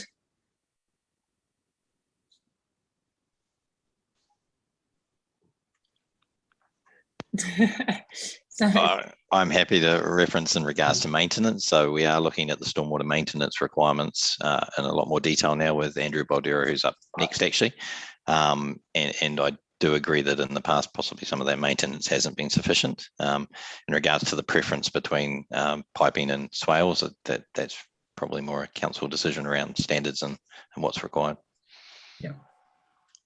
Thanks, Matt. I might just say something about that, whether it's council's decision or not. I think, te ture whaimana and really focusing on the health and well-being of the awa and our environment is what's driving a lot of the changes in practice that we're seeing needing to happen. And I think for stormwater, it's probably the biggest step change for us to get our head around in terms of moving away from pure drainage, drain and discharge, to really having to think about water quality. But I agree, Councillor Eugene, that the full costs of those solutions need to be factored into long-term plans and all the budgets that get put in place for stormwater systems. I agree. Thanks, Jackie. Who had their hand up first? David. Thank you, Chair. Matt, if a quarter to a half of our staff are required to isolate as contacts or get caught up in the COVID situation, have we got a effective plan for how we're going to maintain critical services? It's a very challenging situation, David. We actually spoke with Sydney Water quite a bit about this in their experience, which was exceptionally challenging. One of the things they did advise us that whilst it was 50% overall, they almost lost. It was on almost a rolling, but over quite a short period of time, around 4 to 6 weeks. They had people who were affected by it. So at this stage, we have limited staff, as you're aware, for our production, which is probably the primary concern. And then with the field staff, we'd be looking to reduce down to purely reactive works if necessary. But everything we're doing at the moment is to mitigate the spread throughout the team. And beyond that, then it's simply just utilising the other available resources we have in Auckland if we need to. So it is quite complex, and we're trying to manage it, or difficult, sorry, we're trying to manage it as well as we can. But the first drive is really to mitigate the risk.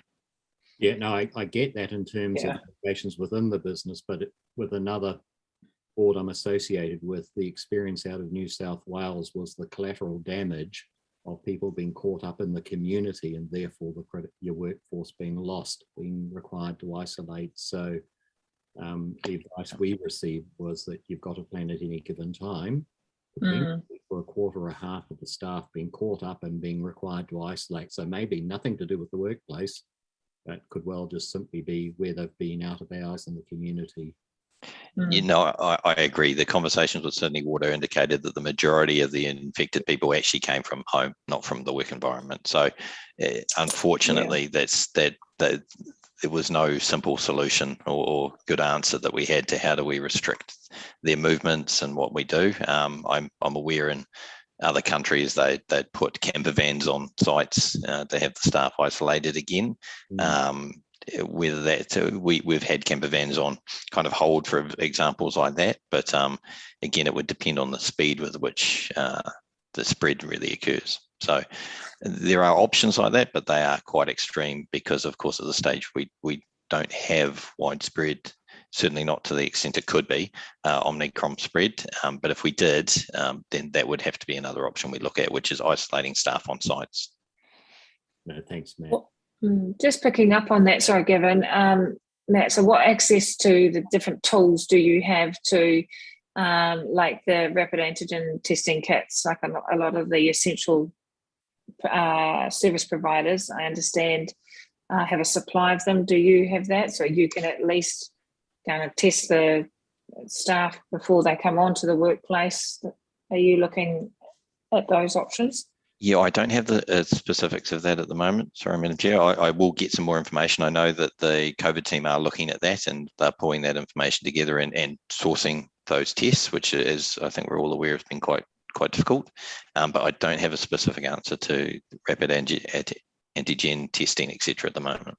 I can provide that out of cycle. No, I don't need it. I mean, I think that you're right. You have to mitigate the spread, but I think we can't control what happens in the community, but if you can test them before they come onto the workplace, which as an option, you could achieve that outcome. But yeah, sorry, Gavin. Thanks, Madam Chair. So just picking up on that, Matt, and I don't wish to be unfair here, but I guess the worry, or the thing I want to be sure on is that if we are experiencing issues with our staff, and Watercare in Auckland are also experiencing issues with our staff, that our remaining staff aren't diverted to Auckland, that they stay and remain in terms of our contract, I guess is something that's obviously on my mind. I don't mind if it's the other way, if there's spare staff in Auckland, but it's just making sure that our interests are looked after. So it's not really a question, it's more just a comment, Matt. So hopefully you'll take that on board. Absolutely. I've got two other questions I just wanted to ask about. So in terms of, and I understand the stuff around the mates and construction, does Watercare do anything around when people come back in January after a break? Do they do anything around some kind of reinduction to the workplace from a health and safety perspective? Other than the regular toolboxes and the team coming back to attend those, and then obviously getting back up to speed with what's happened over the break, nothing further that I can mention at this stage. I can confirm with the teams whether they do other activities I'm not aware of, but it's primarily the regular toolboxes that they have, just to update them on where, as an example in production, where the plants are at and what's happened over the break, and for the field crews, similar situation. Okay, so look, I don't know whether Garth does this, but I know some other organisations we deal with do this in terms of, because people are on holiday mode, they want to get them re-energized and prepared for coming back into the workplace. So sometimes they run some kind of first day back or something like that just gets people and gets them back into that not into holiday mode, gets them back into work mode. So just so I can confirm we do, Gavin. Okay, thanks. We have a safety day, first day back. All right, thanks, Garth. Just the other one I just wanted to ask about was this reference in the report under Networks 3.2 around complex meter project. And I understand this. So this is where situations where we have properties that we haven't actually got individual meters on. So we might have a property that or we might have one meter that's servicing 2, 3, 4 different properties. So the complex meter stuff is actually sorting this problem out by making sure that we split so that everyone has its own meter and we can accurately charge. That's the thing.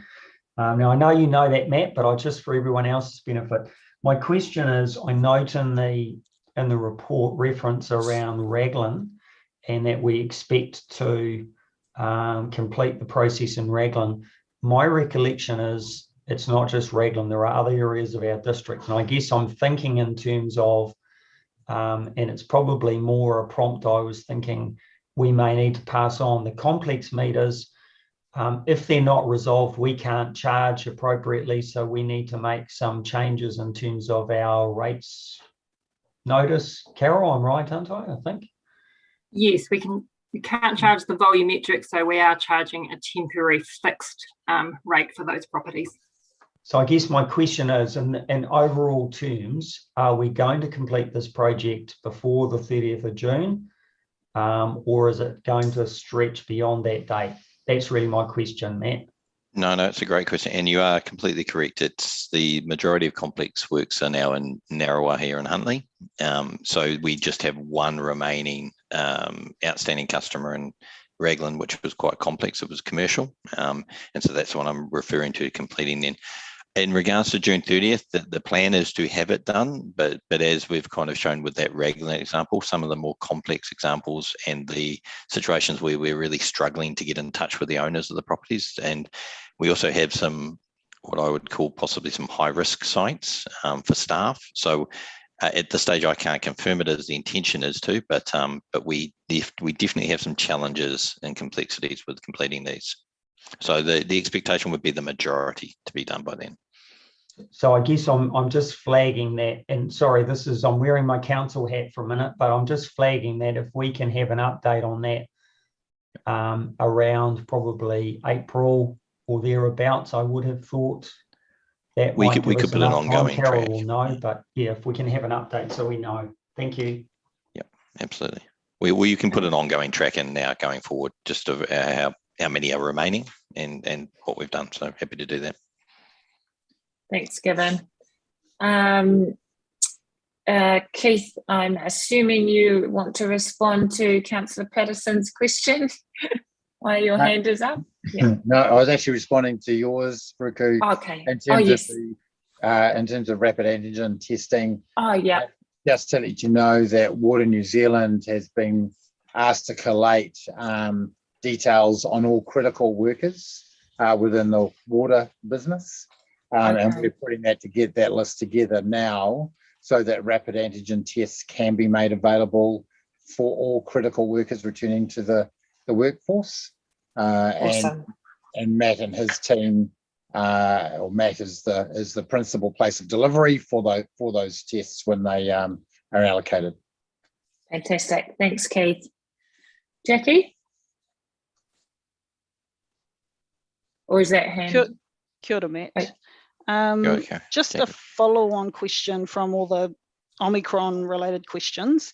Have you done any work sort of looking at the potential impact of that on physical works contracts and even professional services contracts, in terms of the impact it could have on productivity, both in terms of cost and time? And is that something that we could have reported? I can probably provide more detail. I'd need to talk to so after the last impacts of COVID on some of our larger projects, then it was certainly a consideration. Some of the considerations weren't in time for the contracts that are in place at the moment, but certainly the procurement team has considered that. So I'll have to go away and get some more accurate information just to give you a clearer response. But I know that it's certainly something we've considered after the impacts of the last COVID lockdowns. Yeah, just seeing some of the projections that are coming out of the Infrastructure Commission, it's pretty scary. You know, the percentage of the sector that'll be impacted.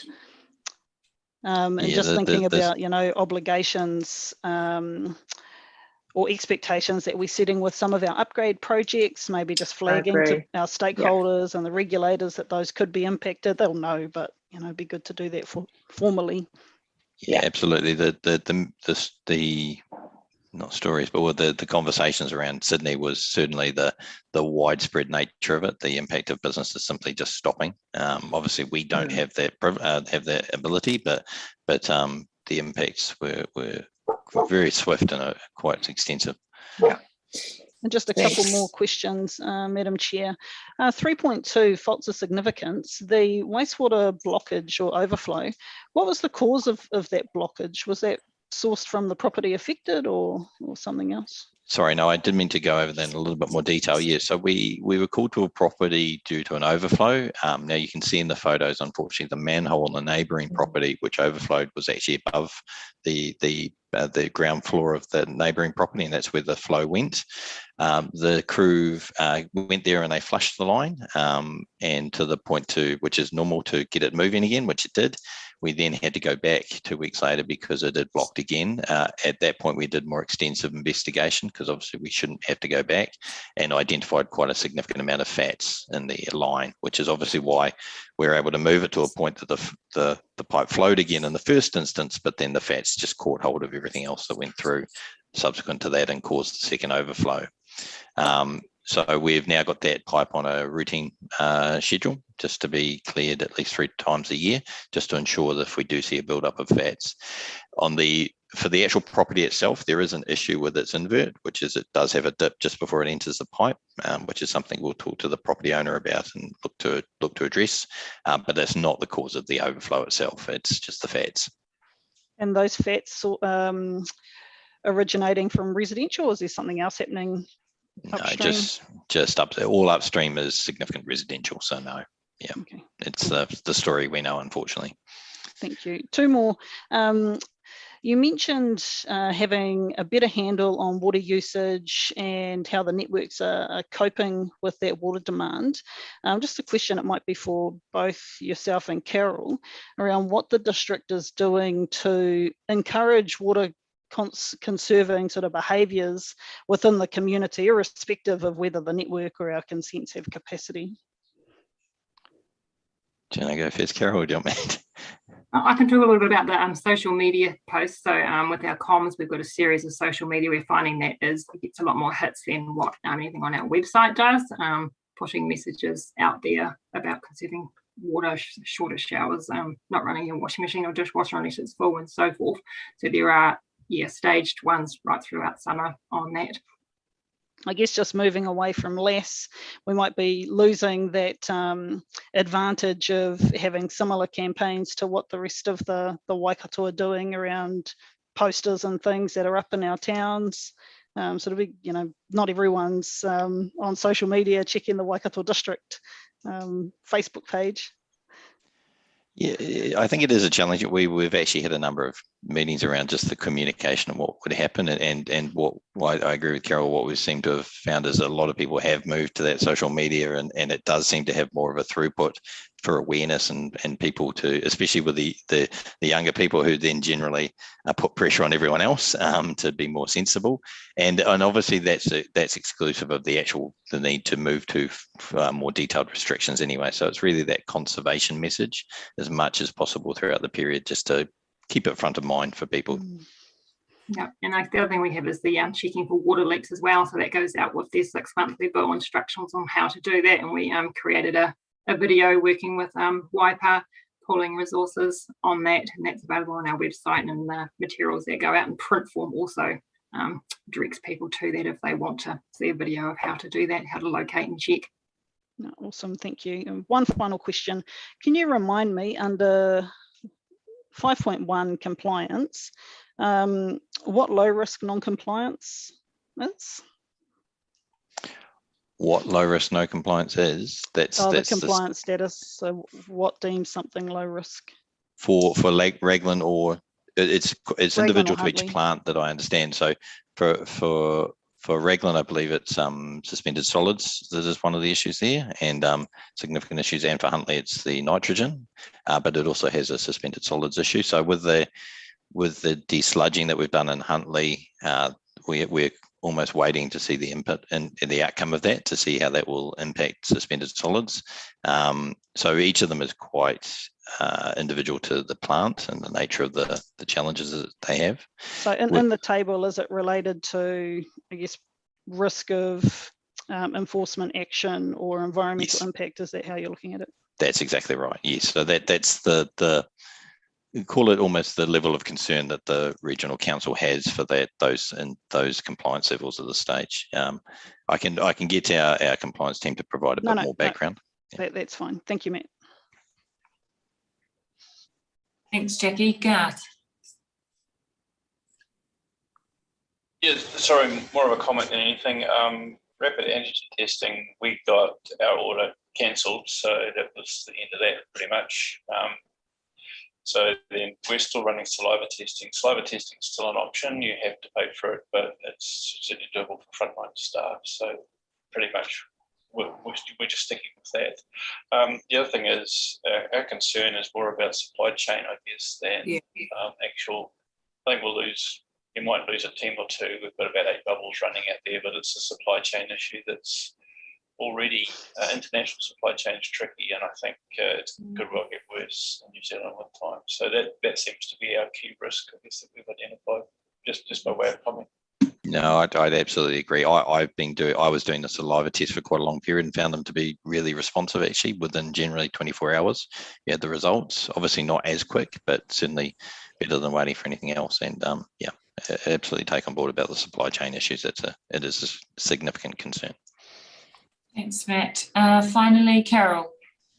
Thanks, Riku. I was just going to add to Gavin's question about the complex meters and Matt's comment that we're having difficulty contacting some people. So for some of these works, we generally have to enter the private property. So that does require an agreement with the legal owner, and those legal owners sometimes are extremely difficult to contact, particularly where it's a state or someone in controlled accommodation we can't easily get to or don't have an enduring power of attorney. We do have a process that we may look to put in place for the remaining straggling ones that we absolutely cannot get that agreement, that we can then go ahead and enter the private property, but again, making sure that the safety of the contractors is covered. And it's not a difficult process, but it is a long process. So I suspect some of those remaining meters might fall under that period beyond 30 June, but we'll give you a status update in the next board meeting. Cool. Thanks, Carol. So, sorry, Garth, you've got your hand up. Was that just from the previous comment? Okay, cool. Okay, so good discussion there, Matt. I think there's a couple of key action items for you to take away. One with just following on from Carol, the meter update to the April meeting. Again, just for you to consider whether a safety day or reinduction day as has been mentioned, is necessary just to kind of get the team back into, they've just come off holiday. Do you need something more than a toolbox? I'll leave that for you to have a think about that. Good discussion around stormwater. So recognise Watercare's role in that to maintain the assets, but just to, at least for the minutes, to note the comments made by members on the call around the importance of maintaining the assets to avoid cost escalation, but also when we're looking at stormwater solutions, and we may come on to this next, we need to look at solutions that meet our obligations under Te Ture Whai Mana, amongst other policy statements as well.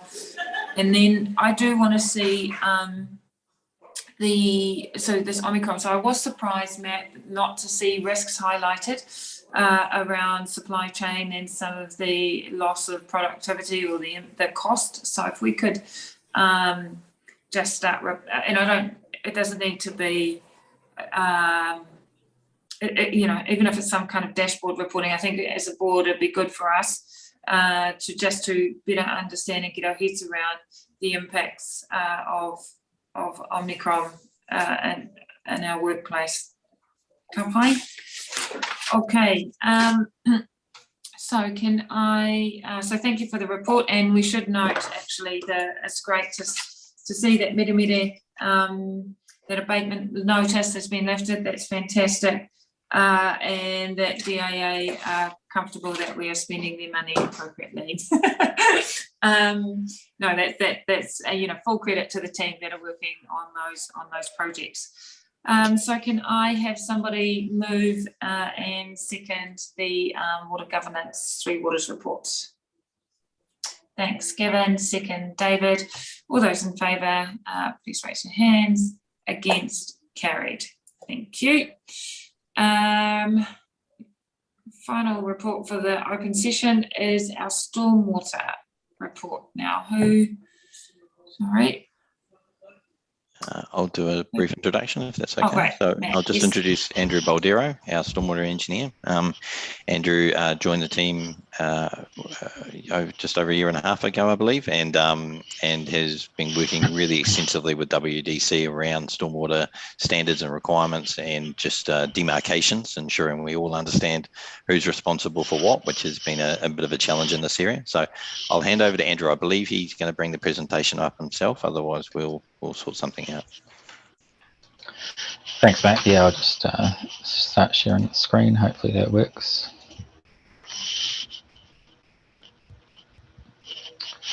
Does that come up?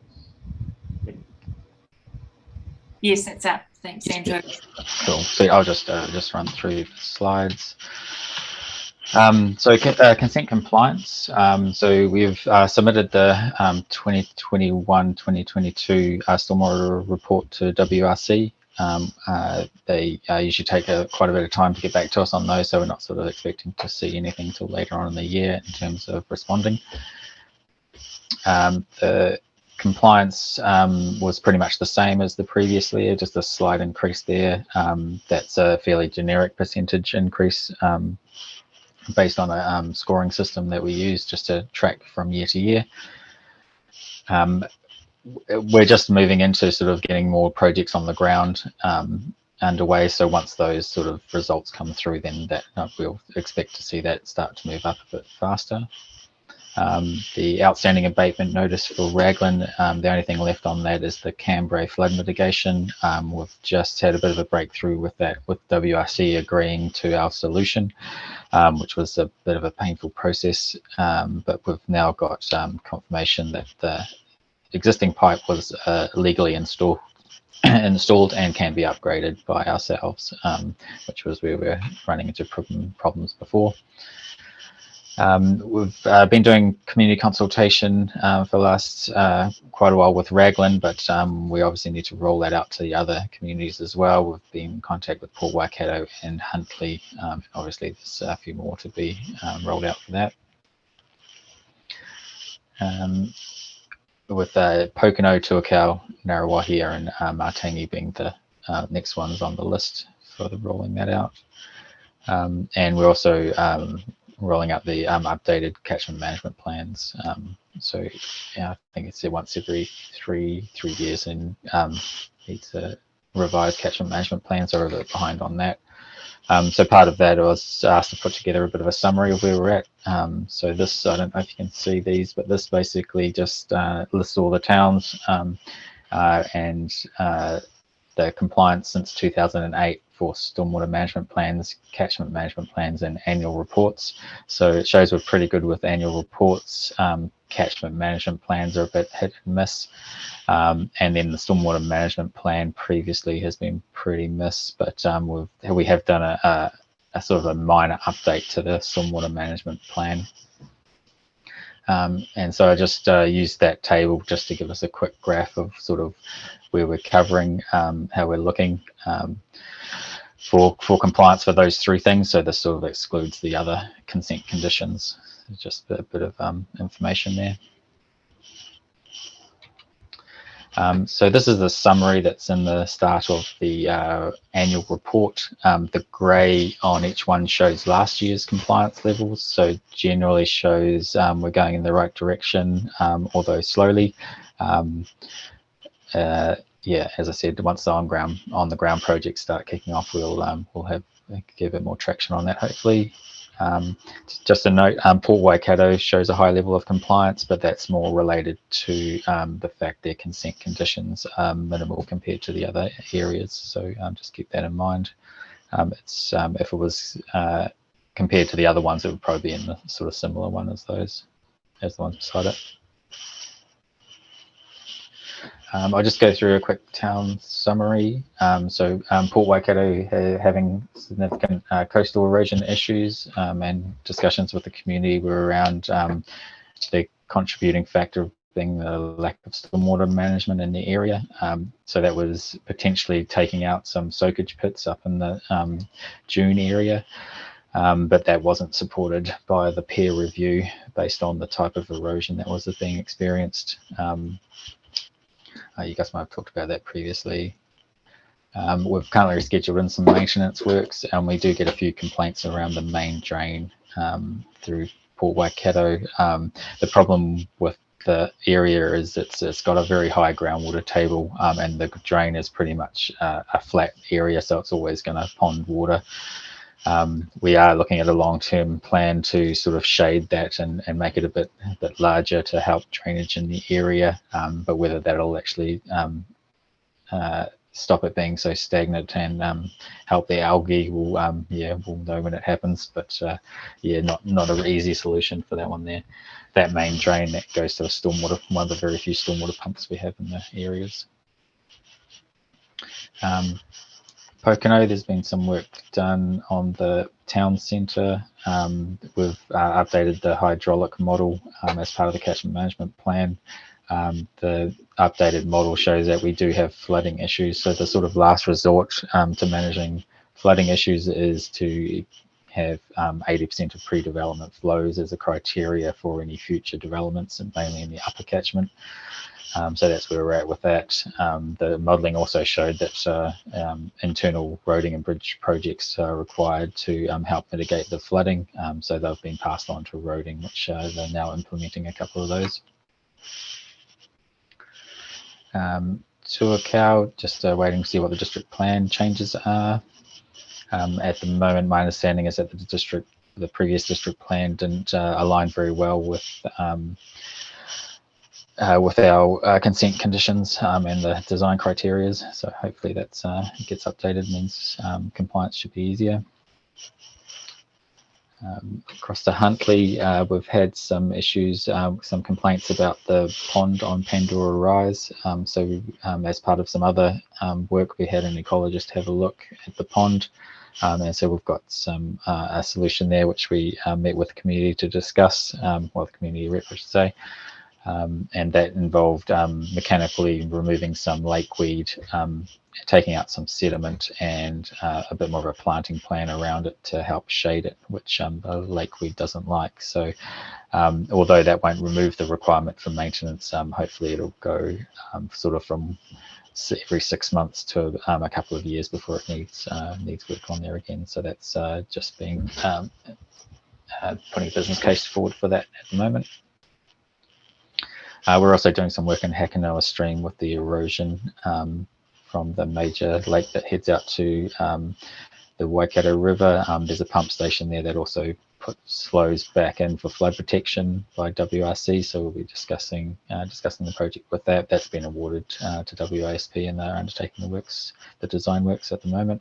That drain has some fairly significant erosion issues that are undermining some fences, some property boundaries and that. So the plan is to sort of replant the drain, reshape it in areas, and re-establish the retaining walls around there so the property owners aren't losing any properties.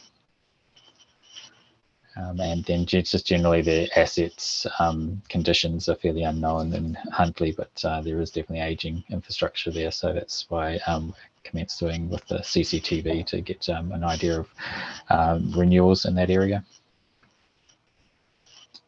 Sorry, and Narrawa here.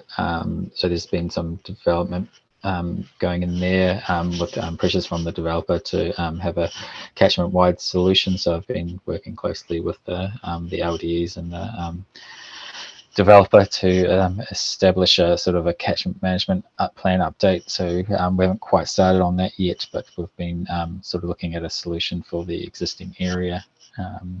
So upgrading the farm drains seems like a viable option, and we'll need to go out for consultation once that gets a little bit further down the track.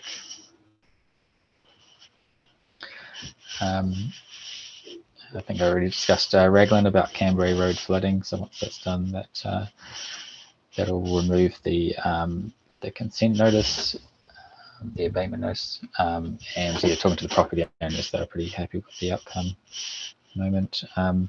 We're also rolling out a catchment management plan update, but instead of doing a traditional sort of please update the catchment management plan, we wanted to get a bit more value out of that process. So we've scoped up a catchment management plan update that actually includes some asset surveys and some GIS tools, mainly around vegetation and waterways. So as an outcome of that, these tools will be available for future planning. The community is very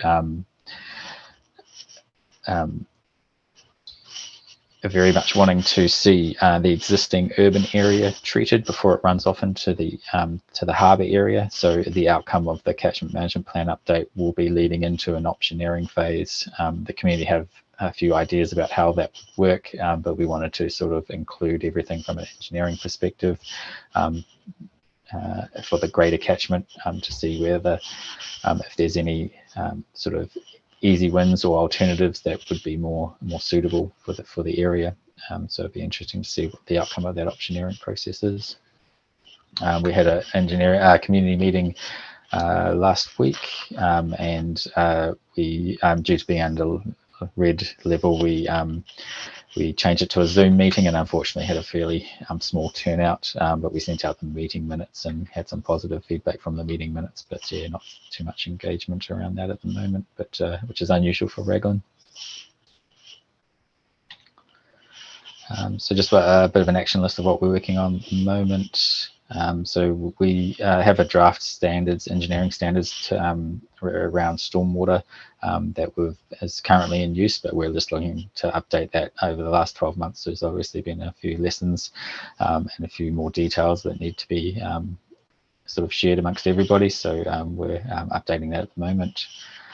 We presented to the Three Waters Steering Committee regarding stormwater in November last year.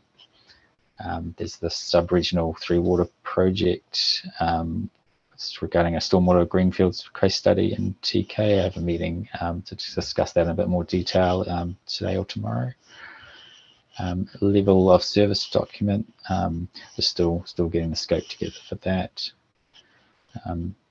Stormwater processes and tools review. So this is a around stormwater, what processes are currently in place. We've done the draft flow charts, but obviously we need a bit more work on that before we sort of analyse strengths and weaknesses to sort of have a recommendation around any tools that we can get in, or any communication strategies that would improve that whole system.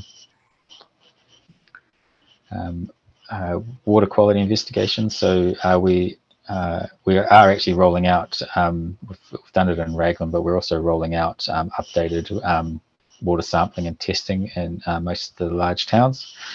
So this has been done previously, but hasn't really been followed up. So the water quality investigations is to follow up on it's mostly E. coli readings that have gone past the trigger levels over the last few years.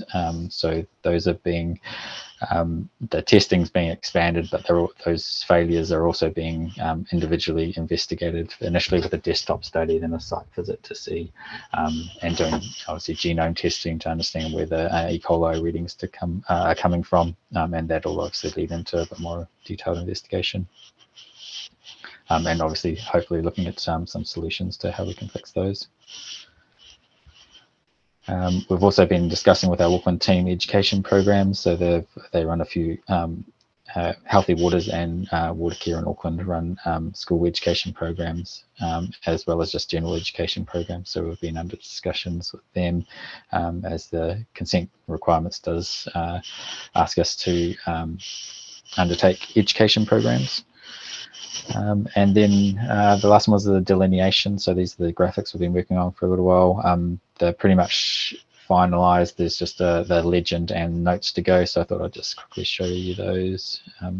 Some of you might have seen these before. Just the difference between NZTA, Kiwi Rail, WRC, and WDC water care delineation. So that's where the different colors work. And also private properties, and we've just got those there. And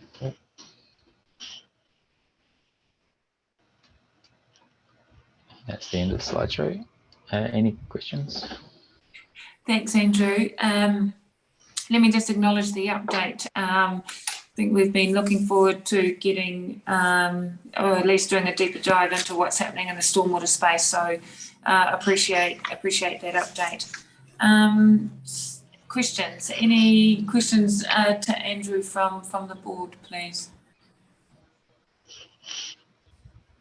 Jackie. Kia ora, Andrew. Thanks for the presentation. Just got a couple of questions. The first question is really around the, I guess, our current consent and the provisions in that consent, given that it was, I'm assuming it was granted in like 2008. So it's pretty old, granted at a time where Te Ture Whaimana didn't exist, or people weren't that familiar with it. How you see the provisions of our current consent sort of stacking up with what's considered good practice today, and I guess what type of planning we should be doing now to really ready ourselves for, I guess, a much higher, I guess, standard that I would expect will come in place when it comes time to renew a comprehensive consent. Yeah, so just putting sort of maybe Port Waikato aside, because that does have a different consent conditions to the others, but the others reference the Waikato Regional Council's guidelines for stormwater design, and it's been re-released. Oh, it's been released a few years ago, but the latest revision was actually fairly current, and so that I think that covers off urban sensitive design, sort of treatment and that sort of stuff really well. It is sort of at the leading edge of best practice for New Zealand. So I see it linking in quite well at the moment. I guess it falls down a little bit where that guideline is just a guideline. So they do say that the sort of enforcement powers around that is probably challenging. And if it did get taken to somewhere for sort of legal questioning, then maybe the guideline wouldn't stand up to actually being able to be implemented or enforced. But yeah, at the moment, yeah, it does point to best practices as far as I'm aware. So where it comes to already built environments, I'm assuming we've got fairly limited stormwater treatment at the moment. Would you expect that, I guess, in the future, catchment management plans will need to start looking at retrofitting treatment, or at least doing some form of treatment in brownfields areas where it's already been developed, so those guidelines can't be implemented easily as they would be in greenfields development? I'm really just trying to think about what councils should be thinking about investing in now in terms of quality data and information to base any future decisions and planning on in the lead up to, I guess, the need to renew consents, and in thinking about the intensification that might be coming through the growth that's being experienced in our town centres. Note your comments around Raglan and a desire by the community there to move to good catchment management practice as opposed to, I guess, consent compliance requirements. So that's really where my questions are coming from. Yeah, so so the consent requirements at the moment are very, the wording's fairly loose in terms of, you have to strive to improve stormwater quality from existing areas that are already built. So there's no sort of defined limits or requirements, if you know what I mean. So, you could do a bare minimum and say, oh, you have achieved that, although, WRC do check that sort of stuff. And it is very difficult because it is retrofitting stuff. So the design standards tend to go out the window as soon as you have physical constraints and you can't actually achieve any of this sort of stuff in a practical way, because you're not going to be rebuilding roads or sort of ripping out large areas or taking out houses and that sort of stuff to give you room to comply with those standards in a retro, when you're retrofitting that sort of stuff. I do see the existing stormwater infrastructure as being the major sort of contributor to stormwater quality, as in poor stormwater quality, having no treatment requirements when those infrastructure was built and that sort of stuff. So yeah.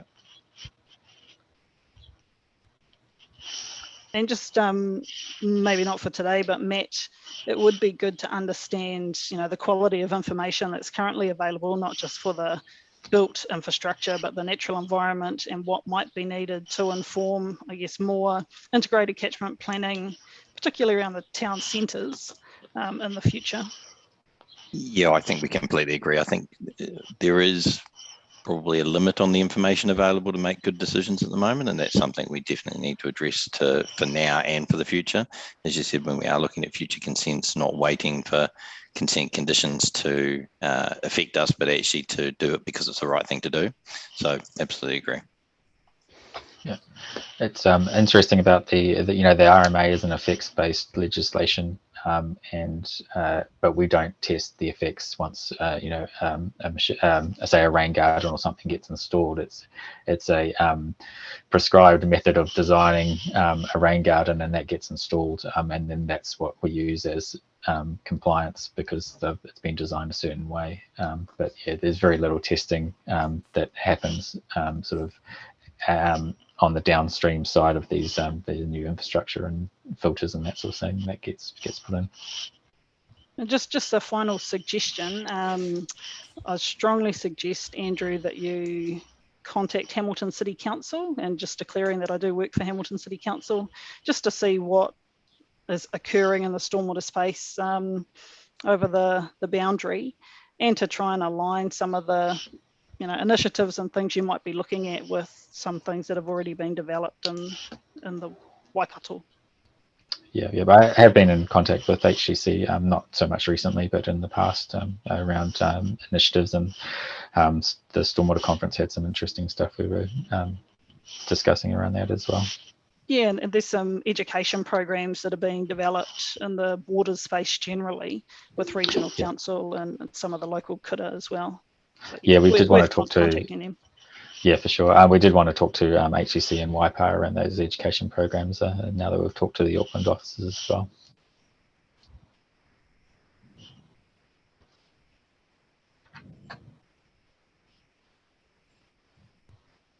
You're on mute, Ruku.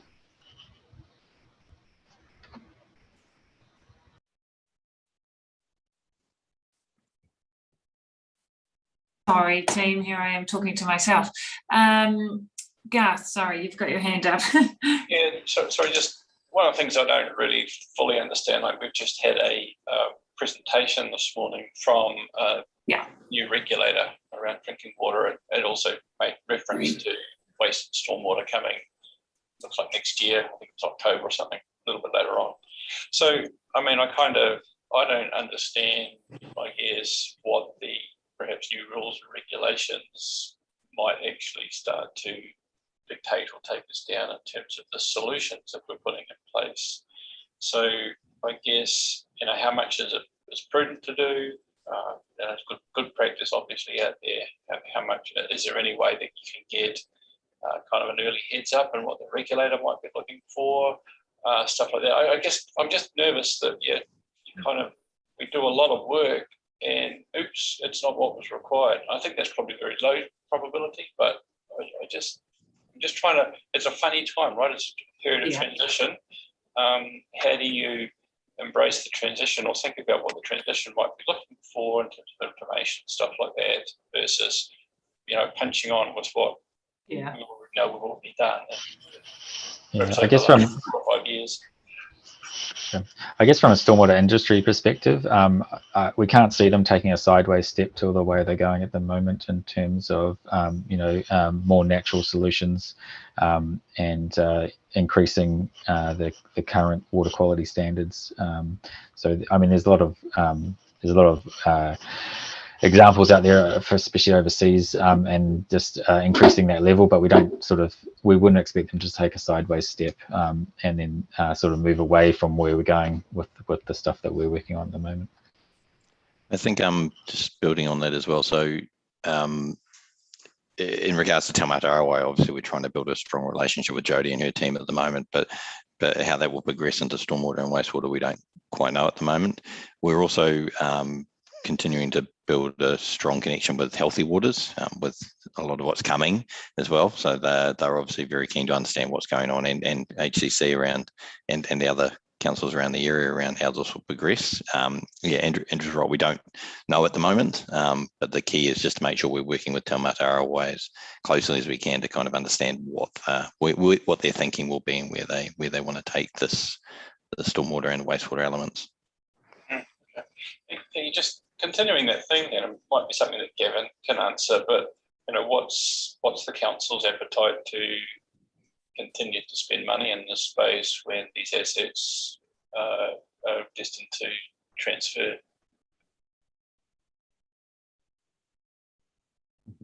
So, if I may, Madam Chair, so the council, I may not be the best person to answer, Councillor Patterson might be, but the essence of it is that we're going to continue to do our job as long as it is our job. So we have investments to make in terms of infrastructure, be that stormwater, wastewater, water, and we'll continue to do that for as long as we're responsible for that happening. So we're not stopping. We can't stop. There's too much that we need to do, and it's going to impact on our growth and our growth management if we do. So that's my understanding, unless I've got that completely wrong, Councillor Patterson. No, yeah, I think you've got it absolutely right.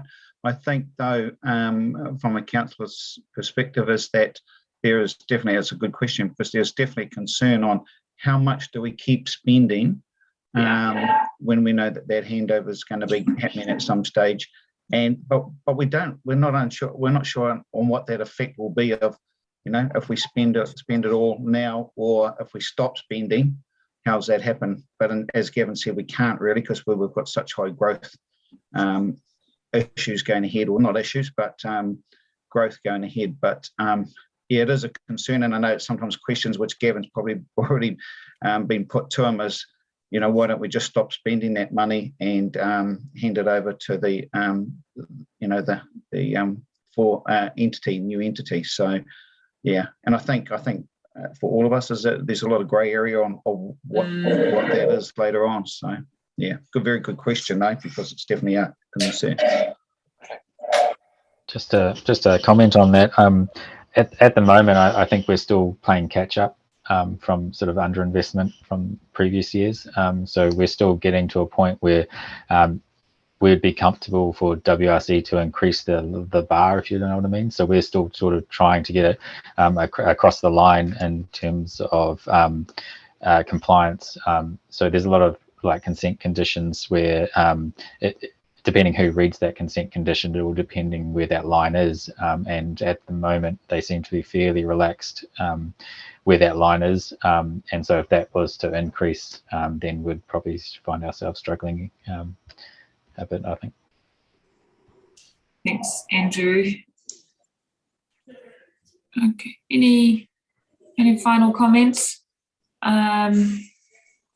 Just note the discussion there. I agree with you, Garth. That we are in transition. I think the presentation this morning, they highlighted that wastewater and stormwater standards, the focus on those will start happening towards the end of this year, 2023. So we've just got to stay, I support the position taken by the council, actually, that you've just got to do what you've got to do, but obviously not go too far where it might where it doesn't make sense to do so. So I think having these regular reports on where we're at, Matt, with stormwater is really important. So can I have somebody move and second the receipt of the stormwater report or update? Thanks, Gavin and David. All those in favour, please raise your hand. Against, carried. Thank you, Andrew, for joining the meeting. We are now in the public excluded session of the meeting. So, Madam Chair, can I move that we move into the public excluded section? Sorry, I was going to correct myself. Yes, for the ground. Yeah, okay. So